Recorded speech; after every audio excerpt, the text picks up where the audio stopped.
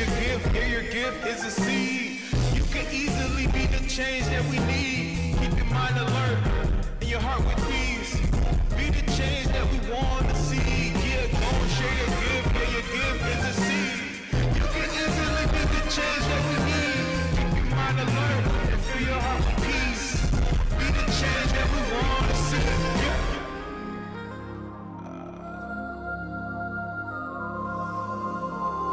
Hello, everyone. Welcome to Mentality Unchained. I am your host, Dr. Kevin Thomas. I have my lovely wife right here next to me. I know this show is about to be something. She never joins me, but today she's joining me because we're having a special podcast recording on healthy marriages, healthy relationship, healthy friendships. We want to make sure that everyone understands the backdrop of what we're doing here. And the biggest thing here is we're celebrating Mental Health Awareness Month. And I don't know how many people understand what that means, but when it comes to Black people, we don't talk about mental health, right? But at the end of the day, it infects our relationships, how we come together, how we don't come together. And I don't know about you guys, but I took some baggage into my marriage and didn't know that it was baggage until I started to dig into myself. So I want this episode here to be very important when it comes to us reaching people, talking to individuals directly as an audience, letting them know that you don't have to have a perfect relationship, but it needs to be healthy, okay? Before I continue, though, I would like to thank Urban Intellectuals for partnershiping with me on this episode, as well as Miss Kimberly Good at Good Foods. You guys have already had some of the food, so again, thank them for participating and being a part of this, okay? So as we get started here, just go around the room introducing yourself, how long you've been married, how long you've been engaged, whatever we're in right now. We're gonna start with you guys. I'm Sister Keishonda. Let me ask you to speak up, please. Miss Keishonda. I'm Sister Keishonda. This is my husband, Brother Henry, and we've been married almost 18 years. Okay, appreciate that. Wayne and Wanda Fricks. We've been married 6 years, and it's been a joy. I'm Ayiisha Roach, Anthony Roach. We've been married 4 years. Okay. Yeah. Okay. Oh, go ahead, shoot your shot. Netta and Mon, we've been married 25 years. Diamond and Calvin Wesley, we were married for 3 years. All right, watch this. How long we been married? 26. So yes, we've been married 26 years. October 24th, we've been married 27 years. We've been together as of July, 28 years. Reason why I do that, because y'all say men don't remember stuff. That's why I did that. Because I know y'all think that men don't remember stuff. Vice versa. Vice versa? Yeah. So How many hours and days? no, I'm not going into that. I usually go into the hours and the days, but we're not going to go into that. We're just going to have some fun here, though. So you got your whiteboards here. Let's kick this thing off here. You got your whiteboards. And if you can look up at the screen, we're going to kick this thing off like this.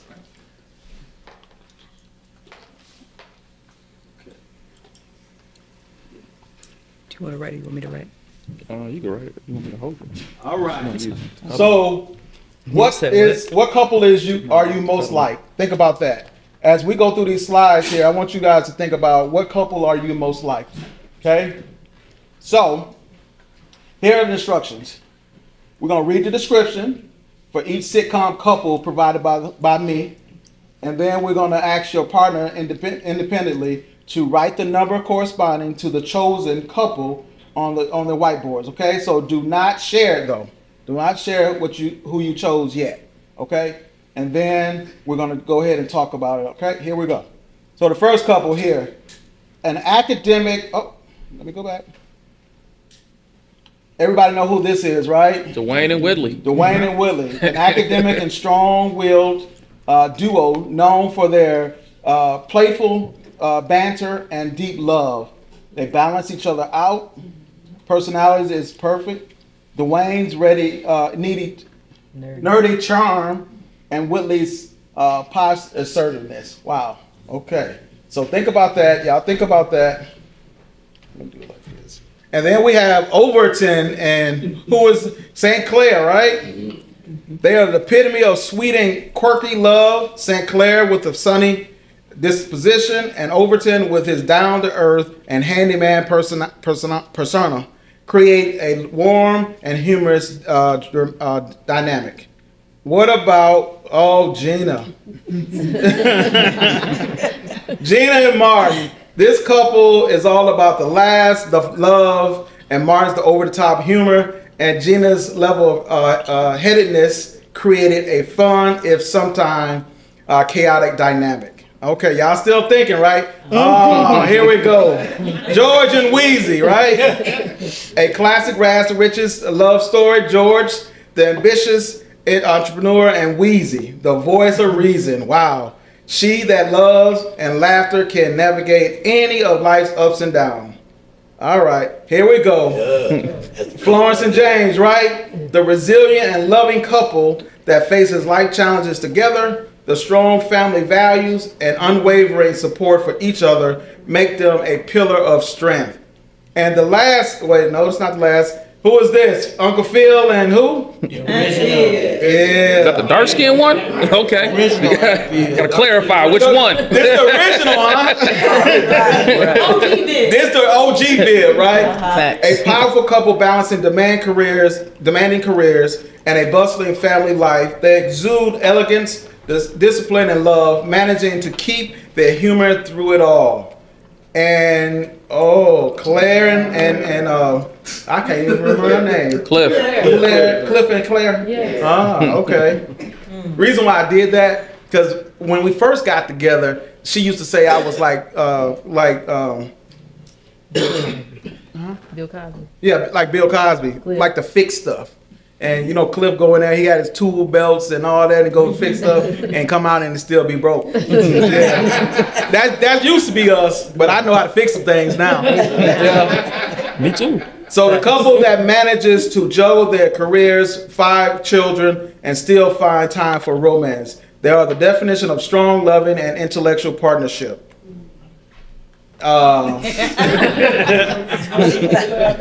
This is Everybody Loves Chris, right? I never got into this. I didn't watch it, but I like the characters. So they're known for their budget-savvy lifestyle and non-nonsense parenting. This couple keeps it real. Their love shines through their practical approach to life. And here's my final one, Bernie Mac. This couple showcase a blend of humor and authority, especially in parenting. They're a team that faces the challenges of raising kids with a good laugh and a lot of love. So, on your whiteboards, which couple are you most likely? Write it down. Don't show it yet. If we don't remember the number, can we write the name? Just write the name. Just write the name. We're not going to show our spouse. Not don't show our spouse? No. We're going to make it interesting.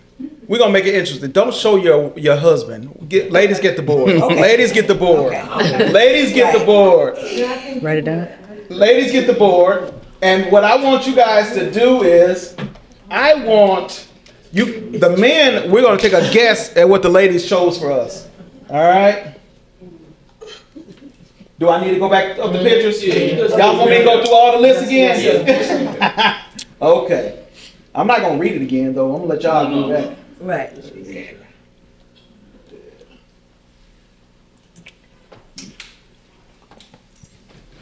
Somebody just parked their car. I heard the horn. Say again? Somebody just parked their car. I heard the horn. We're being on post. You frozen, guy. Too bad.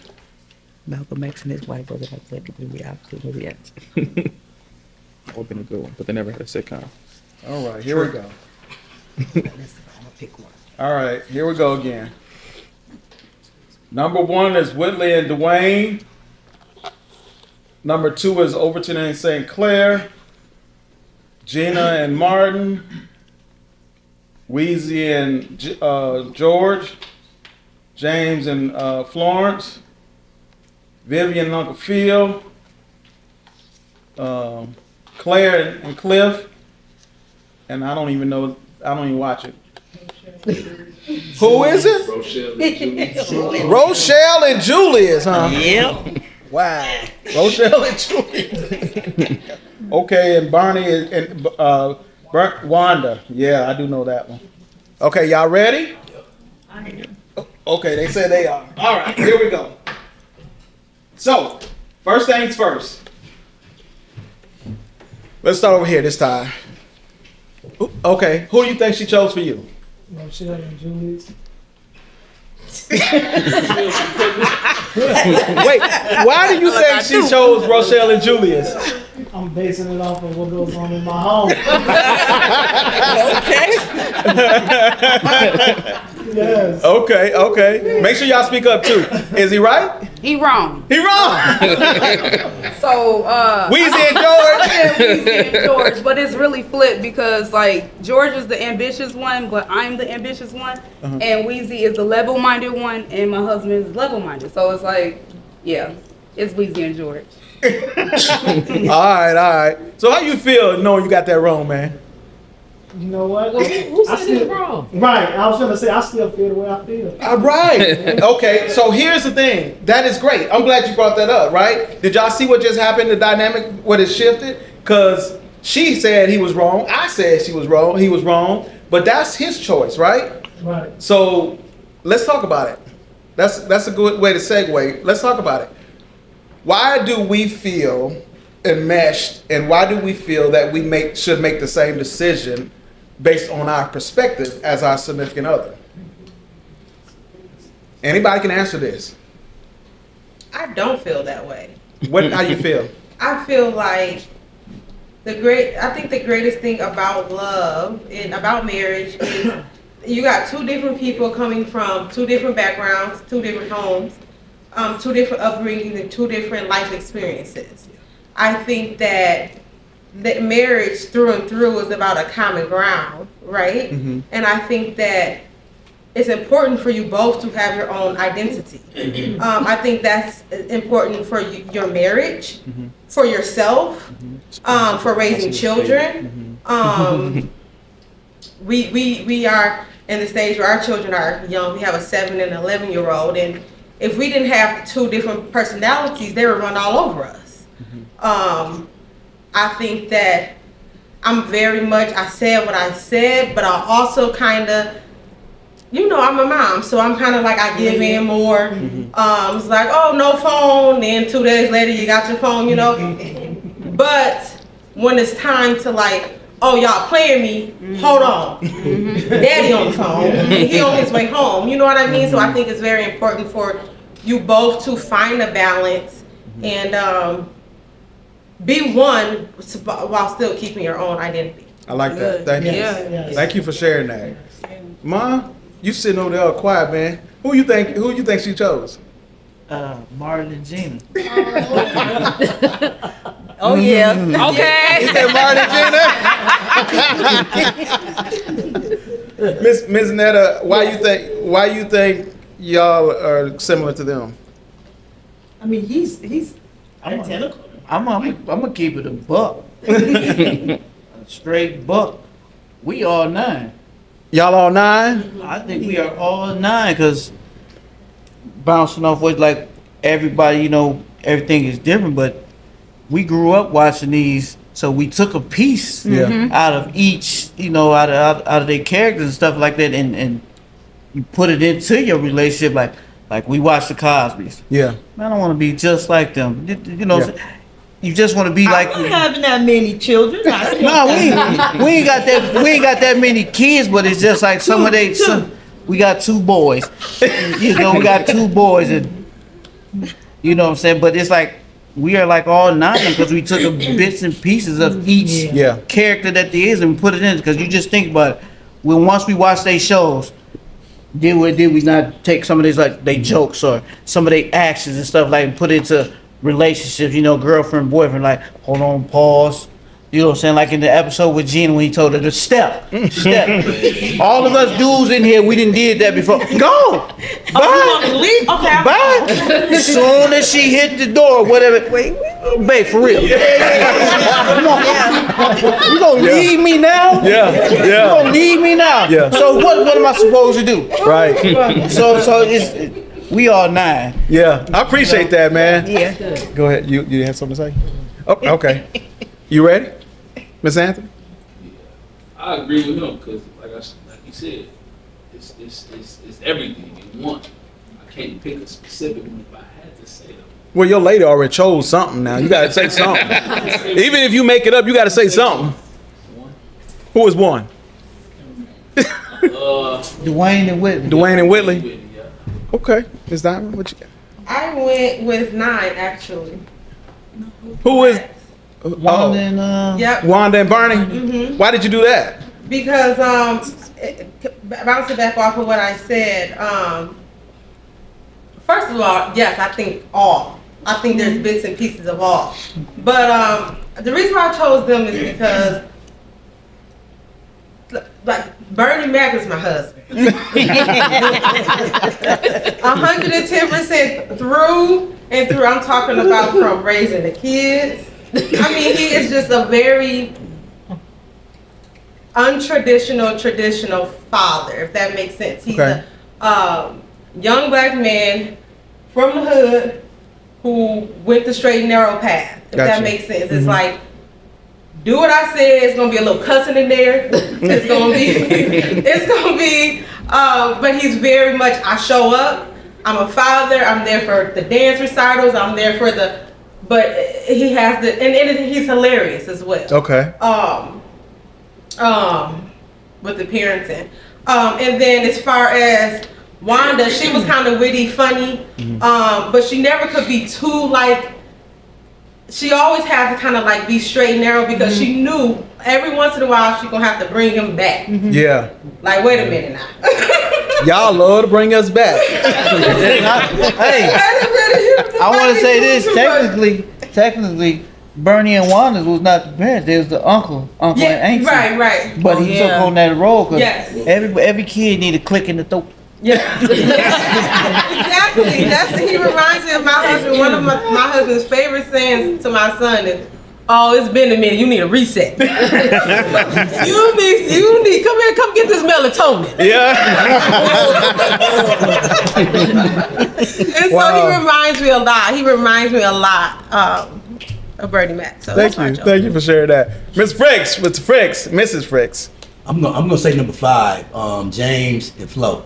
James and Flo. Just because her personality and my personality, she's a strong mother. Okay. Don't play, and I'm a strong father. Okay. You know, so we've had struggles and challenges, but we stood strong. Yeah. And it's something that to be appreciated. That's what's up. You shaking your head. All right. Okay. So you feel like the same, what he's saying? Okay. Yes. Okay. Now let me ask y'all something. Did y'all come into y'all relationship knowing what type of person you were, or did you guys over time learn each other and learn that you were that type of person, or that person particular, strong woman, strong male? Well, no, we did not come in the marriage that way. You would have to know the backdrop. He and I grew up together from children, from when we were little children, but we both have been married before. He 27 years, me 16 and a half years. Wow. So and we grew up together from like 3rd grade all the way up into high school. So we knew each other, but I think once you have a bad marriage, I wouldn't say a bad marriage. Once you have been married for such a long time, you know what you don't want and what you do want. You learn from that. You learn from marriage. You learn. You learn. You know, and I think we both went in knowing with our minds made up. You know that that we have to use that 3-strand cord. We have to have God as our firm foundation. Because that's where we go, you know, when at life's challenges, and that's the only thing that's going to stand. I think our marriage is more mature. You know, so we don't go through a lot of stuff as far as that, but we have a lot of challenges because we have blended families. Gotcha. We both have adult children, and now we're dealing with the grandbabies. So in saying that, you know, that can be challenging just itself, just having a blended family. So I think, you know, to me, we have to learn each other as where we at now as adults, and we both have. He hasn't changed much, but I am a total different woman than what he probably thought I would be. Yeah, yeah. I can rock with that. I you know, so we're open book. We just open book. Yeah. It's because of the confidence of what we've been through. I will say, I will tell anybody, we started out on a broken foundation. Yeah, we both went to church, but I wasn't in church. I just went because, you know, grandma made me go to church. She was in church because she wanted to be in church. So we were already on two different playing fields because I still wanted to do me. And the reason why I bring this up is because we don't understand, I believe, and through my years of actually counseling couples and things of that nature, we don't understand the significance of who we are until we come into a marriage. Because that person on the other side of you, he or she's going to show you who you are. Correct. Because you're gonna either stand or you're gonna be like, you know what, I can't do this. Or you gonna come up. I used to always ask God to change my wife. I used to always, I'm serious. I used to always ask my God to change my wife. And one day I looked myself in the mirror and I was like, Lord, I don't know what you want me to do with this girl because I can't do it. And it felt like he came down and said, what about you? And I said, wow. And I started to try to make the change then. And like you said, though, it's that three-strand cord. It's like you have to have somebody that's going to be that neutralizer in your relationship. You can't just say her way or his way. It's got to be somebody in the middle. And we chose God, right? His way. You know, and so, you know, at the end of the day, is she hadn't changed not one thing. I changed. And that's what made the difference. Like, she's still the same person, because I'm gonna tell you, she ain't do nothing. She didn't do nothing growing up. And so I'm the fireball, and believe it or not, and I try to do everything to run her off, and she ain't go nowhere. And I didn't purposely and intentionally try to run off. It just happened that way. I just was the way I was. And I think men, sometimes we come into our marriages and relationship, we just come in like, rah, rah, rah, rah. You gonna listen to me, or we gonna do this? You know, I'm the man, all this kind of stuff. Like, you know, that's not cool. So Henry, I know you about to answer your question, but before we get into it, how did you come into your marriage, man? How did you? That's tough. I say this to keep it short, is I needed a lot of development as far as marriage goes, because for me, and my wife would tell you this, for me, like, I remember getting into like our first fights, and like all I knew was the street for the most part. So like I handled marriage like it's beef. So like cold shoulder, like no talking, like no. So I had to learn to like be compassionate. I had to learn to be, you know, and the thing was, it was internal beef though. It's not like if you came against our household, like I was ready to lay some down if you came against the household. But inside the household, like I had to learn, like, hey, when you get in a fight with your wife, it's not beef. Like it's a disagreement. Versus in the street, it's beef. Like it's up. When I see you, it's a green light. Well, you can't green light your wife. You know, you know what I'm saying? So they tried, but she gonna win. So the thing was, and my wife would tell you, I had two extremes. I was either like all the way not serious, or I was just like complete opposite. And I had to personally learn to get balance to that struggle, because like that's the type of person I was. Like I was like, once I committed to something, like I was 100% into that, whatever that thing is, and there was no middle ground. So for her, honestly, I'm not even sure how she stuck around, because she married a lot of potential, but it took time to even grow into the potential. So that's how I know she's my better half, because it's tough. So who you think she chose? I'm gonna have to, here's the thing, I know I'm thinking of different numbers, but I'm gonna go with, for my sake, I'm gonna go with Martin and Gina. Okay. I'm gonna go with Martin and Gina, just because if you stepped in our household for a day, you'd be like, or if you ever seen us do a live, you kind of understand, like it's always up in the household. Like it doesn't matter. It's always up. So that's what I'm gonna choose. She could go with some different ones, but I'm gonna go Martin and Gina. Okay, appreciate that. Keishonda? I chose Philip and Vivian. Why did you First thing first, rest in peace, Uncle Phil. Facts. So he's accurate in his personality. He is absolutely Martin. One of the things that made me fall in love with my husband was he was able to make me laugh. So like you can, like you laugh, you crack jokes, but my husband was the first man to make me like, you know how you laugh so hard that you be like, I gotta pee, like stop. You make it.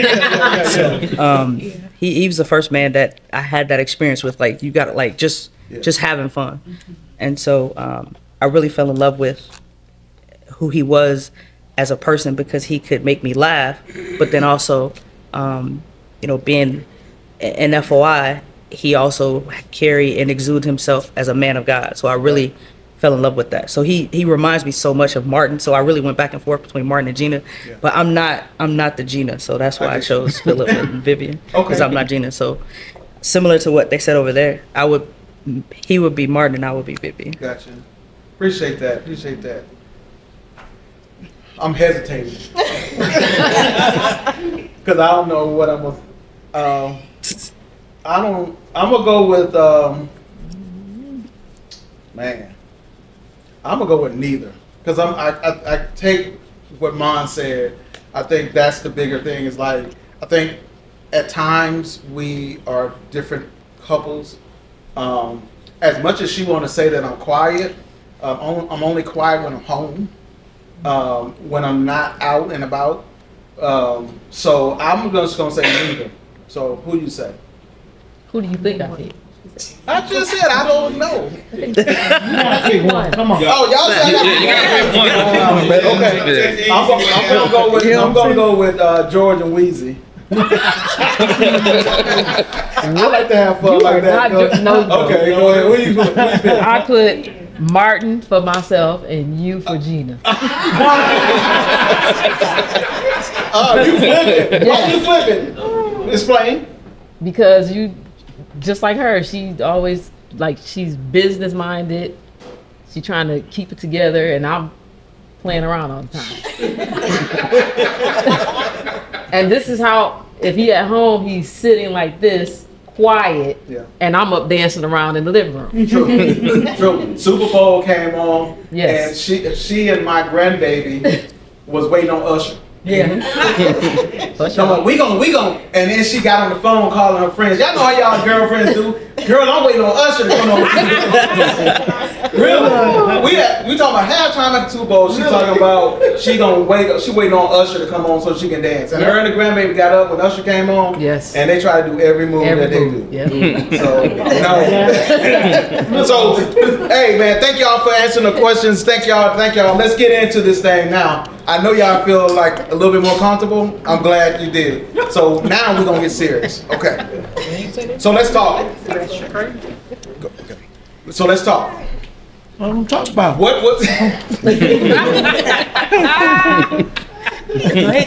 When did you start getting serious about your relationship? Anybody? No particular. I can say myself. I was serious going in. You were going. Yeah. Is it because you were in a marriage before? I think it was because I wasn't divorced before we started. Neither one of us was divorced yet, legally divorced. We wasn't with our ex-spouse, but we wasn't divorced, actually divorced. And I didn't want it. I never thought I would marry so soon or get out of one marriage and go right into another one. Because when I made up my mind to divorce my first husband, I thought I would probably be single for a while just to, because just to be single for a while, just do me. So when he asked me to marry him, I was like, I'm not getting another divorce. Amen. Amen. I'm not getting another divorce. I know what I want. I know what I don't want. I know that he had to be a man of God. He had to be serious and mature. I just knew what I wanted and what I didn't want. Gotcha. So I went in very serious, and when I went in more or less serious in my mind. I didn't project so much on him. It was more or less me, because I'm the type of person I focus on me because I can't do anything about him. True. So I went in very serious because I know that in order for a marriage to survive, you have to be all in. There's no if it don't work. Yeah.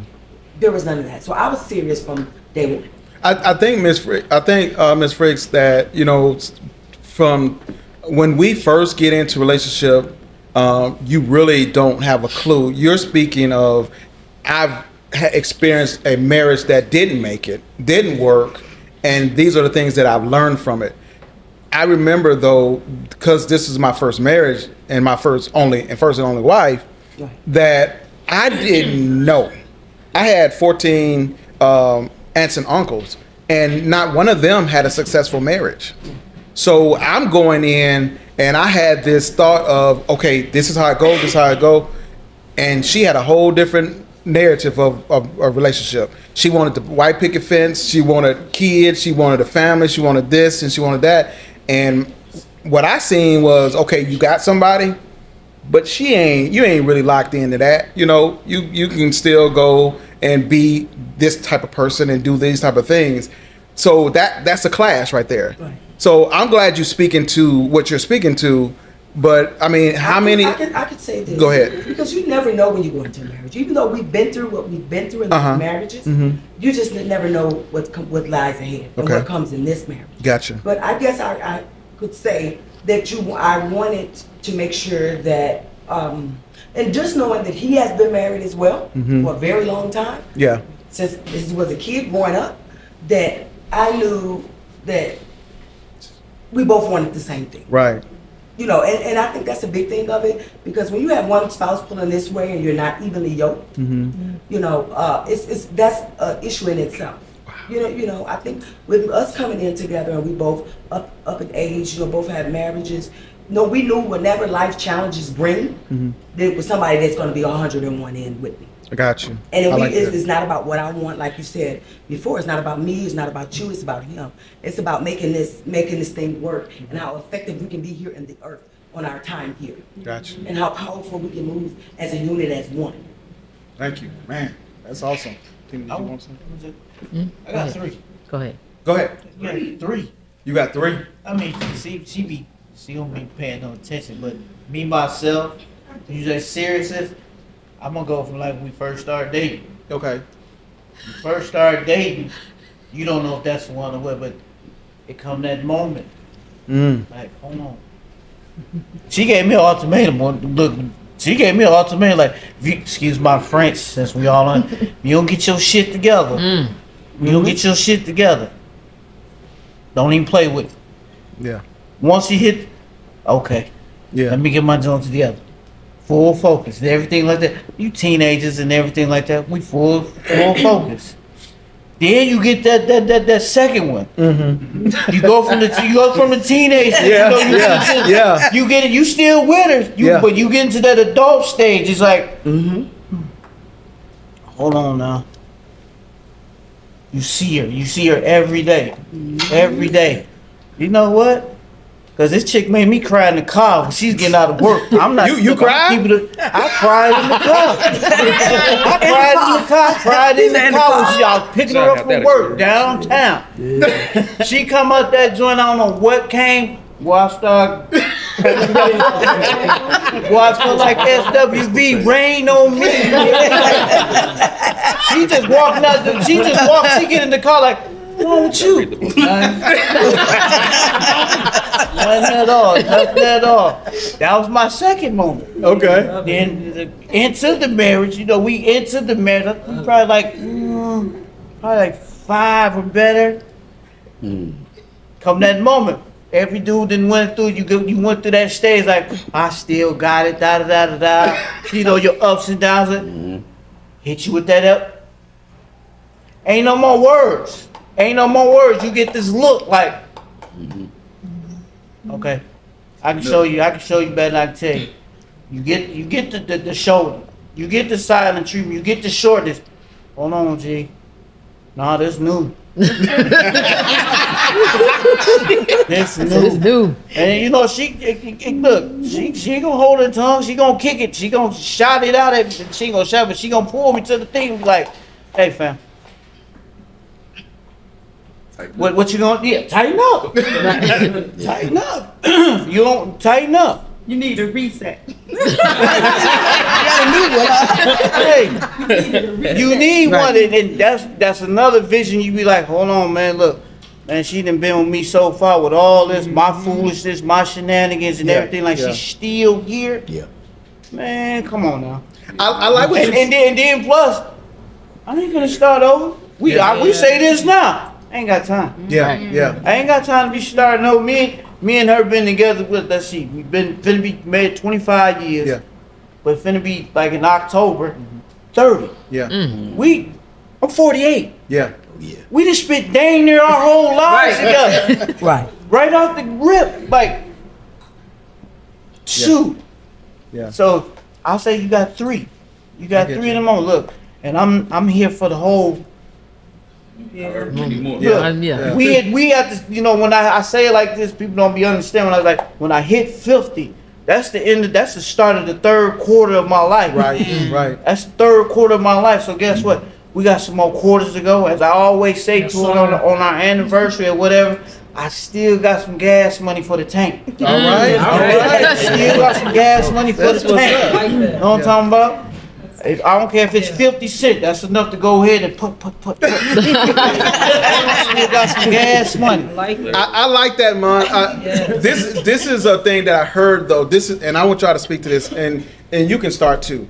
Is you said something though? Is like she come to you.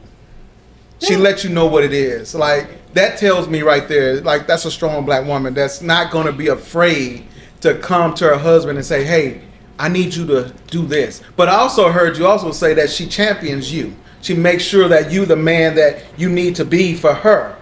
And so I appreciate that. So now I'm gonna ask the ladies, is it hard to champion your husband and your man, however you label him?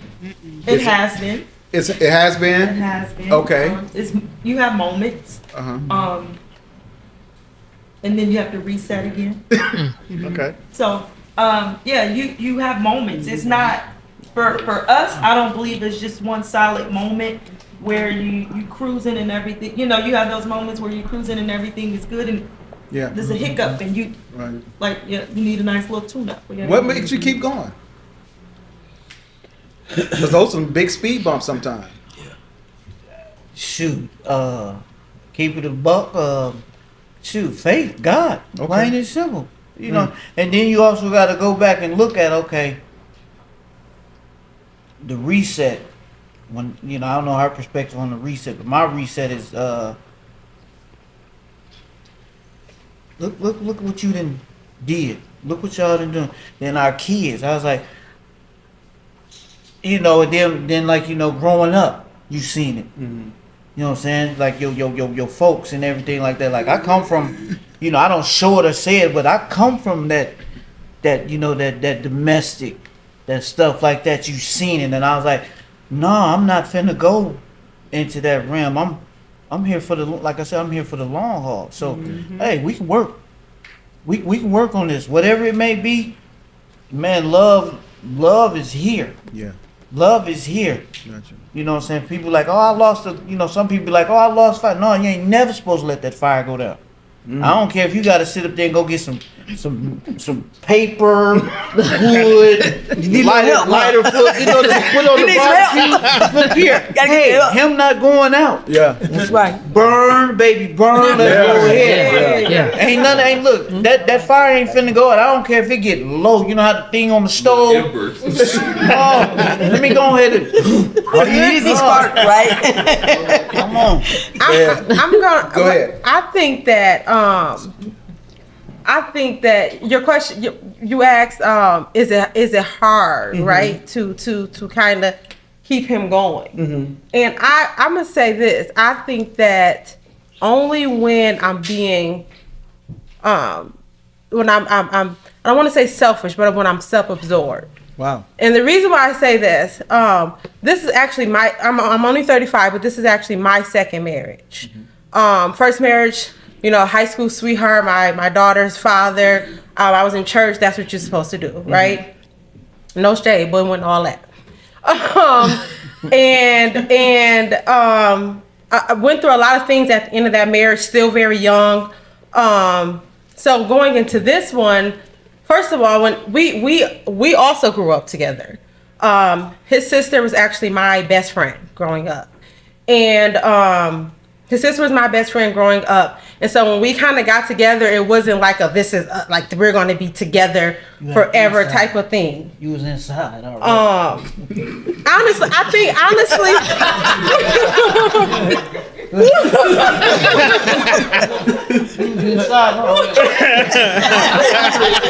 I think for him, more or less, I think I was the first girl that he kind of was in a relationship with and respected and kind of knew this was like the one. But for me going into it, it was the opposite for me. Like, you know what I mean? It was kind of like, I had just went through a divorce, anything that like whatever, everything's temporary kind of thing. I had boundaries. These are my boundaries and this is it. And he decided to, you know, try to test those boundaries. And I think because I was married before, you know, I'm a very like logical person. Like, this is what gets you here. Okay, you test the boundaries. That's it. And I think one of the things in the Bible says your husband will come get you, right? And I think that once I said that this is it, and he came and got me, meaning like a year later, changed who he was, who he wanted to be to me, I would say, and showed up. And then also came back and said, listen, this is who I want to be for you, but it's some stuff that you need to fix as well. I think that really changed my perspective. And I realized at that moment that it's never like me versus him. It's always us versus the problem, right? And I say, going back to answer your question, is when I'm self-observed, and we're human, right? Our flesh is, right? When I don't like the way you're treating me, I don't like the way I feel, I don't like what you said to in front of other people, you know what I mean? I think that when I'm not in that and I realize, wait a minute, it's us versus the problem, right? I can kind of like, I know my husband and I can kind of like tweak. I can always get what I want. We all can, right? It's the truth. That's the truth. It's the truth. Oh my goodness. We all can. If you know your significant other, he can too. If you know your significant other, and it's not a battle, right? If it's not a battle, you can always get what you want if you really want the solution. A lot of times, I think in a lot of relationships, we don't want the solution. We want the beef. Wow. Wow. Because my feelings are hurt, and I feel like I need you to validate my feelings. And I mean, in the grand scheme of things, if it's y'all versus the problem, I think about it, we all come, you know, from similar backgrounds where once run up, get done up, right? So it's us to approach the problem, run up problem, get done up. And I think that's what that's when I know that green light. That's why it's easier for me, right? It's because I think that a lot of times I get my head wrapped up like, okay, wait a minute. I've been mad. We don't really stay mad at each other for very long. He can't do it. It upsets him to the point he can't do it. So I think that once I do that in my head, no, it's easy for me to get him to, when I'm not being selfish, it's easy for me to get him to see what's going on. Okay, thank you. I said a lot. I'm sorry. That was good. I definitely can agree with you on that.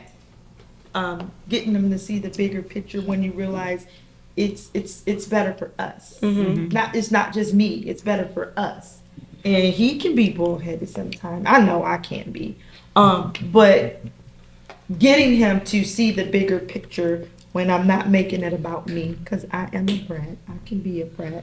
I want what I want when I want it, and it always works though. Calvin, y'all sitting over here quiet and pretty and all that stuff. Y'all, I just can't do that, man. So, what's your perspective on that? You can go. She want to hear what you got to say. Re-say it again. So we're talking about just in general, far as our relationships with our spouses, is how do you, because they brought it up, how do you work together as a couple when it comes to problem solving conflicts? Well, I'm like you said, I'm the level-headed one. So, for one, like I in order for anything to work, we gotta find some common ground. You know, with me, I have to, in a sense, with her, bring her back a lot, because she have a mind that be speedy. Just, she got all these ideas. She want to do this. She just got so much going on. It's like, whoa, let's bring it back. You got a husband. You got a family. You got a home. And for the most part, sometimes she'll show resistance. Because she's a strong woman. Got that somewhat of an independent mindset. I can do this. And I understand. I learned to understand that she's going through her growing process. You know what I mean? And I didn't get it right away in life. And it was people who used to always tell me about ways I can better myself. So I try to utilize that same lessons that was given to me to her. I give her grace. You know what I mean? And the fact that I give her grace, she in turn give me grace in areas where I'm weak. And as far as how we deal with issues and stuff, honestly speaking, if I feel like she's not being fair, I shut down. Honestly speaking, I shut down. I don't want to talk. I don't want to do, because I'm a real logical, reasonable person. But have I been wrong? Yes. But whenever I'm wrong, I go back to her and I tell her I'm sorry. We both do, actually. We both do. Yeah. Hey, don't co-sign it now.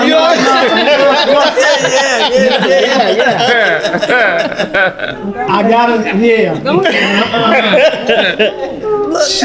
She okay.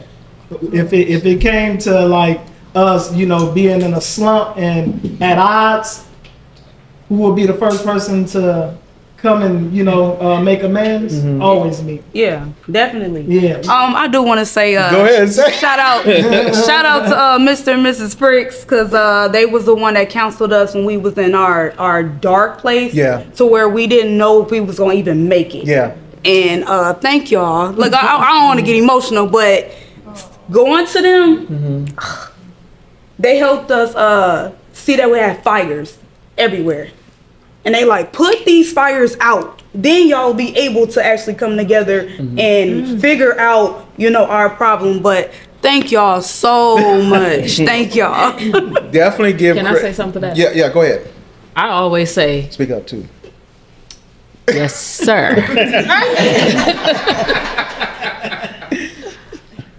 No, just speak. Go ahead.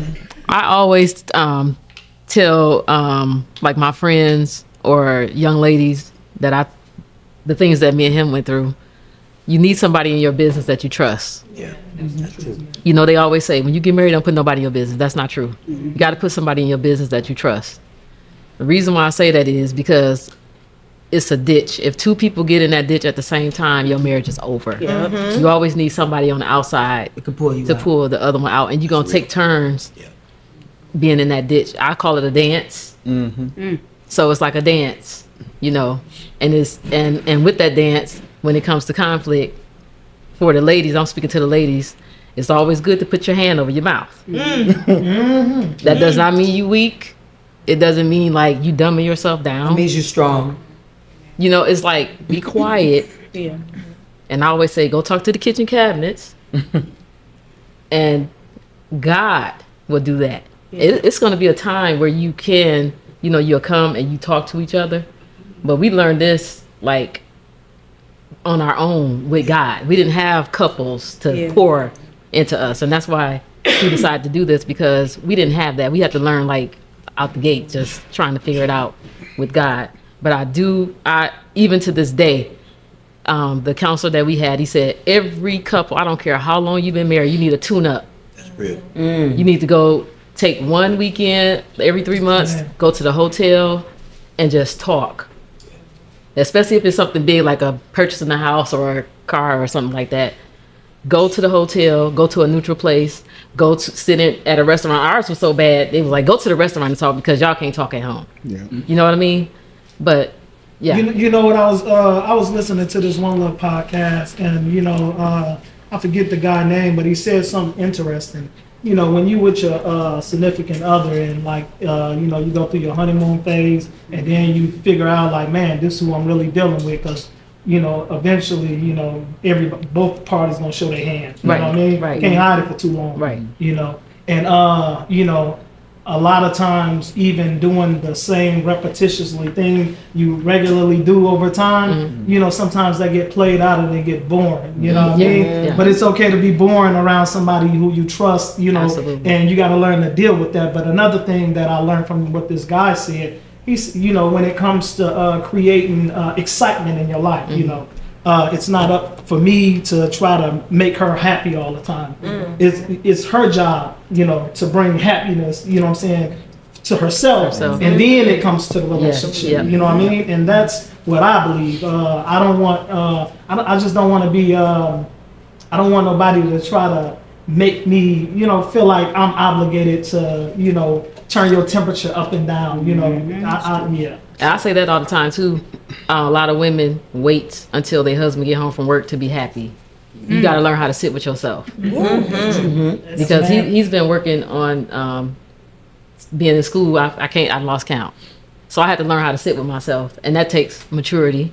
Because you can't depend on your spouse to make you happy in your every little, like, you got to like be grown and learn how to sit with yourself. And a lot of women don't like to sit with themselves, but that comes back from neglect in childhood. Yeah. You guys are speaking a lot of truths here.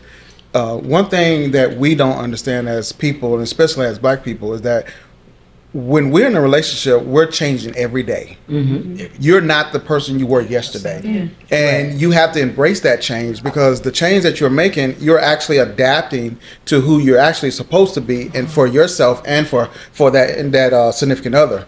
But I will say this is, what we don't understand as people is that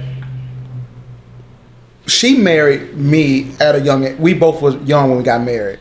I'm not that person today, right? And so she can't still be married to the 19, 20-year-old me. She has to be married to the 47, 48-year-old me, right? And so we get that mixed up because we think, oh, he needs or she needs to say the same. No, it's called growth. If you're not changing, you're not growing. And if you're not growing, the relationship is already dissolved. You're just kind of hanging around just because y'all paying bills together. That's all y'all doing. So what you have to do is you have to embrace that. And so I have a question to our men, though. Like, when we had to settle down and when we stopped doing boyish stuff, like, and we had this real woman across from us, like, did you think that you were the luckiest person in the world to have somebody that cared for you that much to stick there through your bull crap? Hell yeah.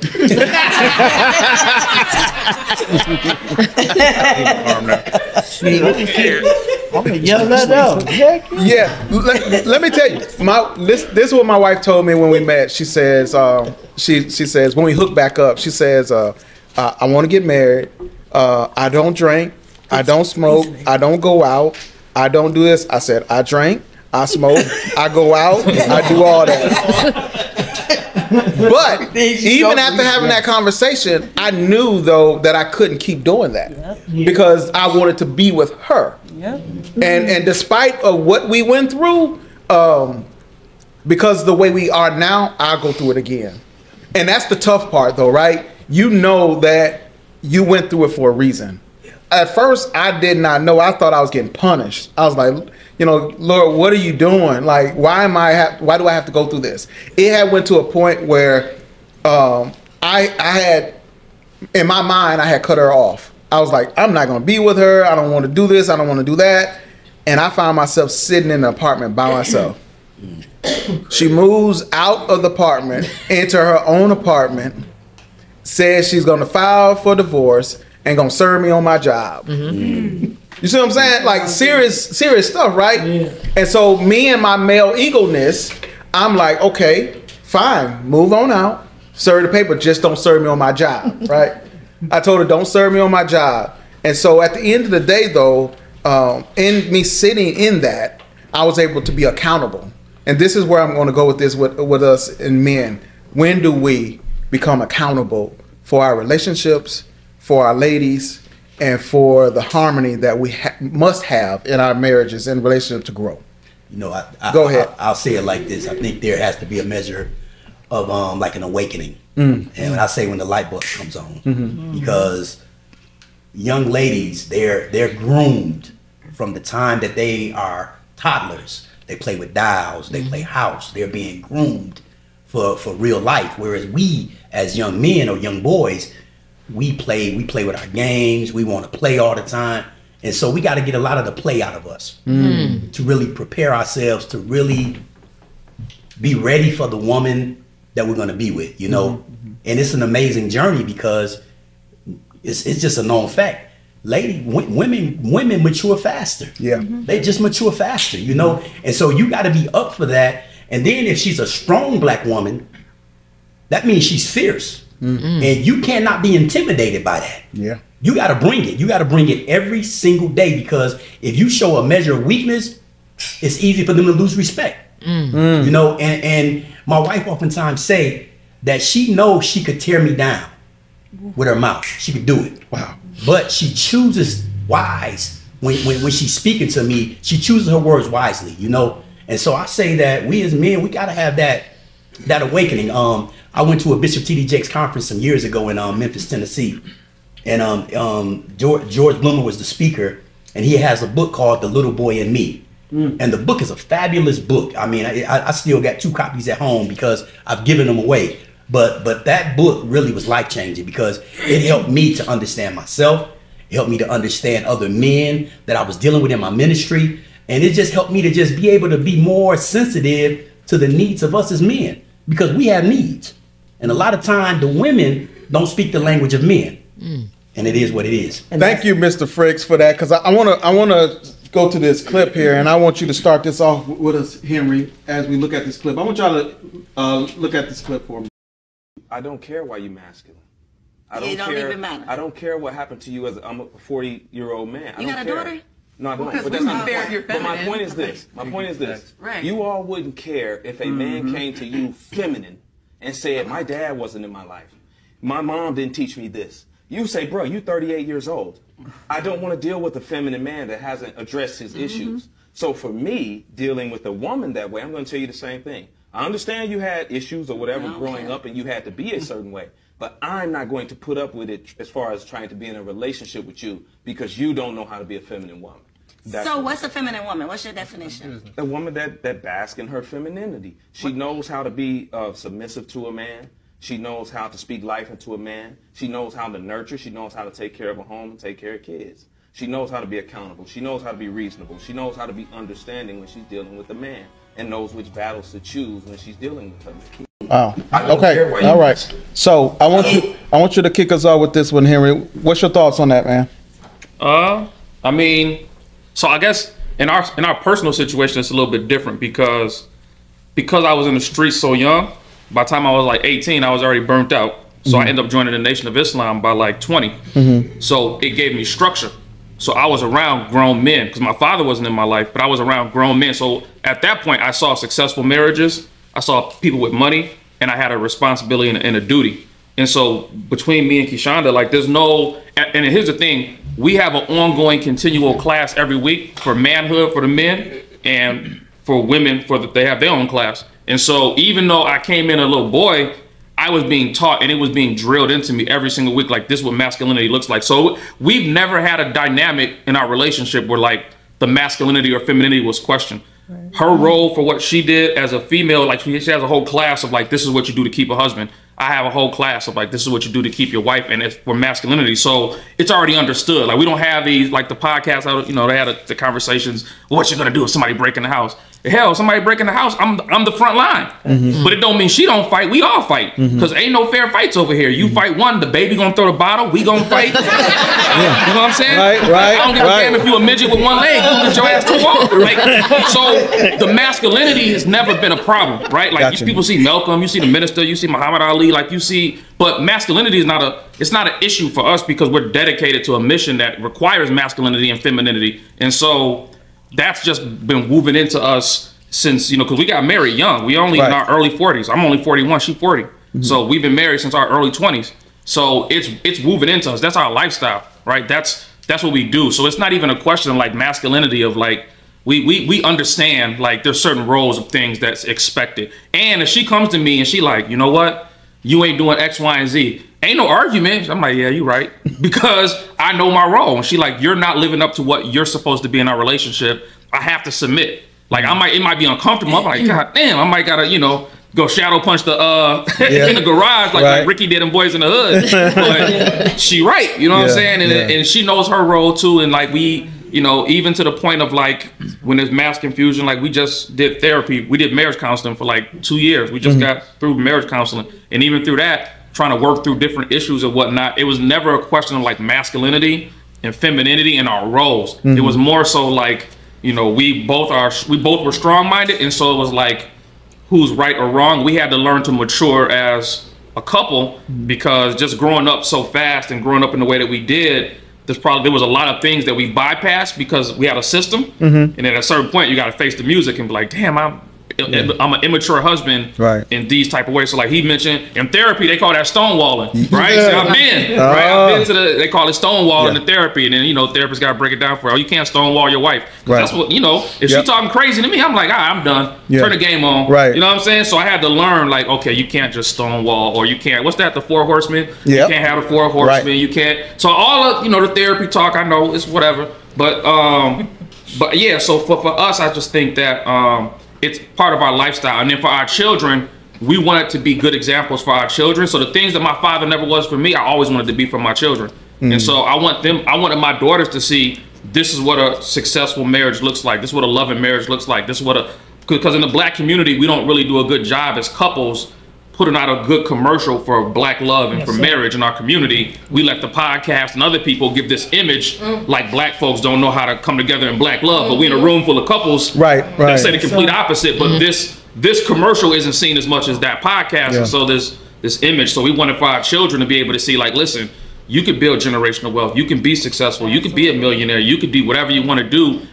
And you can still be a feminine woman at the same time. So my daughter doesn't have to look for a man that's not like her father. She can look for the example that I saw. And even when I fall short, my wife said to me, this is the last thing I'll say. She said to me something. I said something about my daughter's hair or something like that. She probably clear it up. I said something about it, and she was like, she pulled me to the side and she was like, hey, your daughter going into the future is going to look at what her father said about her hair, and that's going to be her basis. So you have to be careful what the things you say to your daughter, because you could produce in her the seed that could germinate in the future, and you just don't know. And you just have to accept it. Like, those conversations always crack me up. From the podcast, I mean. Like the masculinity and the feminine, it always cracks me up, because now it seems like in 2024, it's man versus woman. It is. Absolutely. It's so man versus woman, right? And it's like, do y'all even like each other? It's crazy. It's asinine to me to see the battle. I think that we, as a society, give this false narrative of this glass slipper and it should fit everybody. And it's crazy to me, because what is masculine? Say it for me. Masculinity. Thank you. And what is and seriously, and what is being feminine? Because it's like, who are you asking, right? And I say that because it's obviously every marriage is different, but it's like, yes, everything he said, yes, I agree with. But it's like, was she not feminine? Or did she not feel safe? You know what I mean? Because I was raised by a father, right? So I wasn't raised playing with Barbie dolls. I was not raised cooking. I didn't learn how to cook until I met my husband. My first husband, I was scared to cook for. I was scared to cook for because he was so mean, and if I would not do it right, then what? You know what I mean? I'm strong, but I wouldn't get beat on or nothing. But it could be, something could be said, or you know what I mean? And so I've been in both positions, and again, I was raised by a father. My father was a single father. He had 3 daughters. And if you met my sisters, we are very much alike. And I was raised the complete opposite of most young Black women. I was raised to see things from, honestly, a man's perspective. I call bull crap hour before bull crap hit. I knew that if a man did this meant he felt this way about you. That's it. whether you're pregnant, whether you have been together for 50 years, whether if you stay, this is the result. I wasn't really raised on the heart and I was raised on very logical, and it's a lot to do with how I am today, right? And then I met my husband.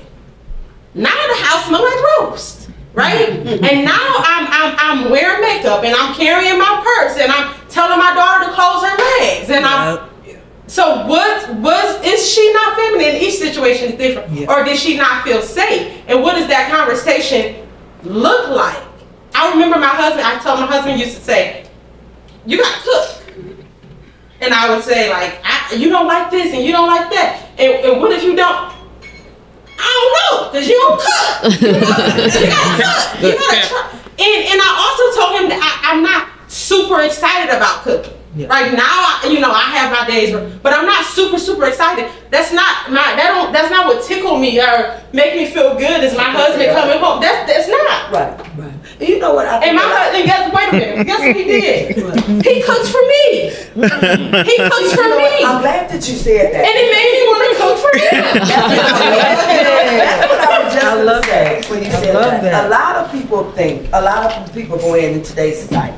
They just think that, like he was saying, femininity or masculinity, you have to meet a person where they're at. And everybody's different. I think a woman's, I tell my husband this, and I tell my granddaughters this, I tell my babies this, that a lot of people, it starts with you, no matter where you at. And if you meet a person, it's your job. It's not your job to make them happy, but it is your duty as a wife to bring out the best in them. We as a people, instead of looking at what they don't have, look at what they do got. And you got to build on those strengths instead of those weaknesses. And I think a lot of time when you see me a feminine man, if you know that he's feminine, then you knew that when you got with him. Okay, it's not then now since you with him, you want him to change. The thing is, like he said, you're constantly growing and you're constantly changing. And that's what comes with that is the mindset of that, okay, so I'm changing. That means he's changing, so I have to change with him. And it's not about you making them, but it's about you bringing out the best in them. Because instead of, like he was kept saying, well, she got to be this one, and she got to act like a woman, she got to be about this. But everyone's always looking at what they got to do, but what you got to do. So this second half, we're going to talk about mental health as it applies to our relationships, our marriages. We got some of the questions that we're going to read, and we're going to talk about it and answer them. And we're going to make sure that we talk about mental health because it is a thing, guys. We can't say that it's not a thing when so much of us have dealt with a lot of trauma from the past and continue to deal with it. And sometimes we don't even address these things and they're passed on to our kids. And we want to get serious about this and still have fun, but we want to talk about the importance of mental health as we were just ending talking about masculinity and femininity. So there is a such thing as toxic masculinity, right? And so I'm going to speak on that because as a kid, I was an angry kid growing up. And so me being angry, didn't know how to channel that, didn't know what to do with it. And so it was coming into my home with my wife and I. It wasn't that I was physically harming her, but I was doing things that's all I did my entire life, and it was coming out in anger and bits of anger to the point where I was calling her names, saying things that just disrespectful, because again, that's how I grew up, and no one challenged me on my attitude until I got to the military. But we had been married 5-6 years before that. So, there were a time when we first got married that we were on rocky terms because I just didn't know how to deal with my emotions. And so I thank God for now, and I tell my wife this all the time, I thank God for bringing therapy into my life. As a therapist, I didn't understand me before until I started doing therapy. Instead, I started thinking and talking and addressing the things that I was accountable for. And so to be honest with you, therapy changed my life. You know, because if I wouldn't have got into the field, I don't believe me sitting here today that I would still know how to talk to my wife or even interact with her. And I'm not saying that everybody has to go be a therapist, but for me, it woke me up. It gave me an opportunity to say, you know what? Let's look at that differently. You know, let's think about that differently. Do she deserve this? Does she deserve this? You gave vows. You made a covenant before God. You did these.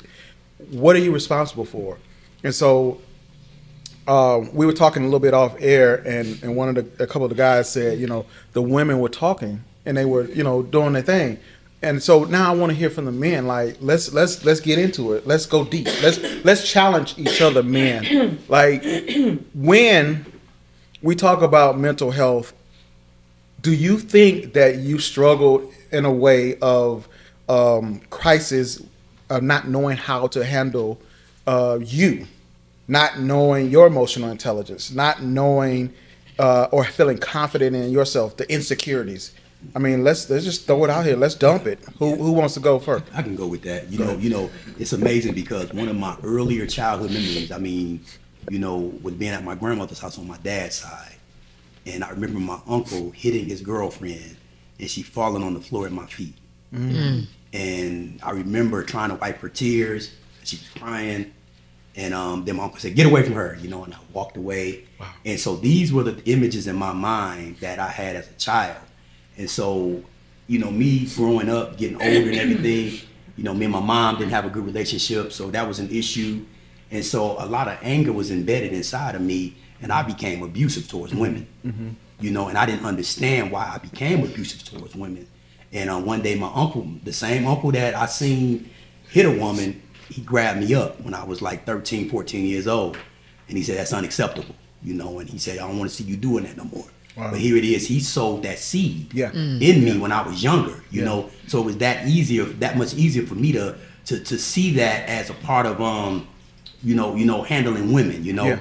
And then so when I finally got that moment of like, man, I'm dealing with some anger, man. I'm really, really mad, you know. And so I really had to deal with myself and my anger, you know. And it was a deep-seated anger that I had. It wasn't just something that was just gonna magically disappear. It was embedded in me, and it was proven when I was in the streets that I was angry, you know. And my grandmother once said to me something. She said, "You gonna kill somebody, or somebody gonna kill you." Wow. You know, it's that simple and plain how it's gonna go down because you're too angry. Yeah. You're too angry, and you got to figure out why you're so angry. You know, and so through the grace of God, I was able to connect the dots, piece it together, and figure out, man, it was some things placed inside of me as a child. Yeah. You know, and not making excuses, but it was a reality that I could literally see the image of him hitting her and her going to the floor and me trying to wipe her tears away and him shooing me away saying, get out of here, you know. And you know, so it's things that we have to deal with as men that's embedded inside of us. And if you think that something's inside of you, you need to deal with that. Yeah. Yeah. Anthony, your wife said that you from the hood. She did speak it. So, like, what are some of the things? What are some of the things, you know, from a mental health standpoint that you kind of seen in yourself, or you kind of experienced or seen? I had some older uncles that was in the streets heavy too. So, just everything that came with that. A lot of shootings, fightings, just a lot of aggressive behavior from the men that was in my life, as far as my uncles, and that's what I thought it was. So I went down that path, got into a lot of unnecessary stuff as far as I think about it now. But I was real aggressive, fight every day. And I still deal with it. I be wanting to punch on people. But I know better. I done been to the joint a couple of times at a young age. So basically a gladiator. You gonna fight or you gonna crumble. And I faced everything like that, and to a point where I can't live like that. And I still struggle with it today because I'm more physical than I am verbal. I like to get physical. Plain and simple, I like to get physical. my daddy was around, but he wasn't a physical person. He used to like to talk. He was the voice of reason. My mama, I was a young man growing up. I lived with my mama. She put her hands on me. Wasn't no whoopings or nothing like that. Physical. Everything been physical my whole life. Physical, no talking, no reasoning, no nothing. Until I started getting older. So, still going through it. I mean, still trying to figure out how to verbally express myself without getting upset first. Because I get mad and I shut down. Like you said, I shut down. And then it's a switch. Yeah. Like, fuck it. Fuck this shit. Whatever. We can take it there. And that's with every situation. And I'm still dealing with that. Like, it's way, way better than what it was. Because I know better as far as the consequences of my actions and everything like that.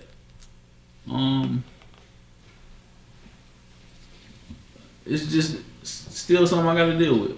I really don't know how to explain it. I appreciate your transparency on that, man, because I think too a lot of us men, we think we've arrived, you know, and we don't want to say that we're still in the midst of, and I think that kind of makes us go back in our shell because we're not conquered or we haven't completed that task or learned, just like you were saying, Wayne. It's like we haven't really come to that full understanding of what we are doing, the impact that we are making in our relationships. And I will say this though, you know, mental health is not, I'm not talking about mental illness. I'm talking about mental health, meaning your health, your mental health. You know, mental illness is a disorder. We're not talking about disorders. We're talking about how we deal with things, you know, and how we come to understand how a person is responding to us as individuals. So, Mon, what about you, man? Keep it a buck. I mean, I might be a little bit different. It might seem kind of weird, but like I said, I come from that domestic, but I seen it, and I just said, me myself, I was like, you know what, you ain't gotta worry about me doing all that. You know, I was like, no, I don't use it as no crutch. Yeah. I said like I don't use it as no crutch. So like, that's what you want to do? Go ahead. I ain't got time for it because it made at a young age it made me click like this. I ain't finna like whenever I do find I found her, but you know what I'm saying, like girlfriends and you know even friends and junk like this. Hey, I ain't got time. Yeah. Now beforehand, yeah, I used to, you know, but I was like, you know what? I don't use that. You know, I don't use it not today. I don't use that as crutch. Like, oh, my daddy wasn't there. Da da da da. I was like, no, I ain't using that no crutch because I knew back then. I was like, nah, that ain't my speed. I'm just a 3C cat, cool, calm, collected. Yeah. It takes so much for me to get out my character. Yeah. You see me out my character, you know somebody that really got underneath my skin. Yeah. That's just me growing up. I was just like, man, look, I don't. She'll tell you right out the gate. I think when she talked to some of her friends, I think they ask her. They be asking like, he ain't never, he ain't, what they say? He never put his hands on you. People ask me that too. Like, no. Why is that such a? Yeah. Call out her name. You ask me that too. Wow. None of that. I ain't never did none of that. Like women ask. I don't know if it's like a shady question or what, but like, I get that question real. All the time too. Really? Like, I think he ain't never. They like literally like ask her this type of stuff. Then it's like, so, Mon, you ain't. You know, some cats be like, Mon, so you ain't never. No. So I know she get under y'all. I was like, yeah, she get on my nerves, but I'm cool. Because I look at it like this. I put my hands on her. It's over. I got to look at that tomorrow. My kids, you know what I'm saying, my sons, they got to look at this tomorrow. You wouldn't be there. but I'm just, you know what I mean? But like, they have to see this. And then I have to sit up there and be the one to explain to, not myself, her mama and them, her daddy and them, her sister and them, all them relatives. Then I gotta sit up here and deal with my own two kids and be like, why? And the only answer I'm be like, she got me mad. So come on, man. You be at work, be pissed off, but you don't go hit the boss. You probably cuss him out. Whoa. But you don't go hit the boss. Cause you know what's finna happen. You finna go right downtown to them people The same thing that, you know, if you put your hands on you, you finna go right downtown. Don't let it be on a Wednesday because you ain't going to see the judge until Monday. You ain't going to see the judge till Monday. Then he gonna look at you and be like, I don't know. Then you sitting in there next thing you just be like, yeah, damn. I got a question. Go ahead. As couples, do you discuss your mental health? Like we me and her, we have. You know, she'll hit me like, how's your mental? I'll be like, she'll just hit me right out the blue. She'll just hit me like, babe, so how's your mental today? Wait. And I'll be like, I'm glad you asked that. It's cool. I'm like, it's cool. It's smooth. She was like, did I hit her with hers? Like, yeah. How yours going? How's your mental? Yeah. I'm gonna rock with that in a minute, but I do wanna hit that. Let's hit that. Well, I asked the question because he's been practicing therapy for 16 years. 16 years. Okay. So for me, when people ask where he is, I'm like, he's at work. Like I couldn't even wrap it around my head. Like I was just as ignorant to it, and he in the house with me until my mom got sick. And I discovered I had anxiety. So I never knew. I go to the hospital and she was like, well, you need to see a therapist. And I turned around and looked at him. I was like, well, he is a therapist. But even him being a therapist, he couldn't help me because he was too close. So ever since I went through that, and I take medicine for it, and I'm proud of it because it helps me. But it did not become a discussion until it happened to me. So I guess I'm putting out there, like, if you haven't discussed it, discuss it before you go to the hospital 4 times in 1 week. And for the men too, because I'll ask him, I'm like, when the last time you saw your therapist? Because you can still, like the Bible say, Peter can rise up in you at times. Like your old self will show up. That's real. And so when I see him, like, I'm like, when the last time you talked to your therapist? So my question is, do you really, really talk about your mental health? Do you see things in your partner? You know, because people act a way because of things they have dealt with or haven't dealt with. So that's my question. Wayne, go ahead. Go ahead. Let everybody want to chime in now. No, go ahead. Go ahead. Yes, we talk about it. We pull things up on the TV, disassociated, personality. We watch it all. We want to learn about ourselves. We want to understand these behavioral issues, from time to time that we have, and we want to put a title or a name to it. With me, just to kind of, fill in the blanks from what we were talking about before. Me personally, I didn't have a mother and father. They both passed when I was 4. So they left me, and I was staying with my granny, and at my granny house. The police was at the crib every week because that's the party house. This is where all her nieces, cousins, everybody came, and these was on school days. Yes. I'm talking about everything went on in this house. You hear me? And people getting beat up. All that. Police was at the house. So this is what I grew up seeing. And I think the lack of education and not having like mentors and people there to help you understand like what was going on. But I still used to try to put the pieces together. I knew that I never wanted to put my hands on a woman. Because I used to see I used to look at males like they were weak. You know what I mean? When you put your hands on something so fragile, no matter how bad her mouth can get or whatever, the worst case scenario won't leave. That was my mentality, and that's what I grew up thinking. And I also was somewhat passive. I was passive because just I think God been with me for a long time. I think, you know what I mean?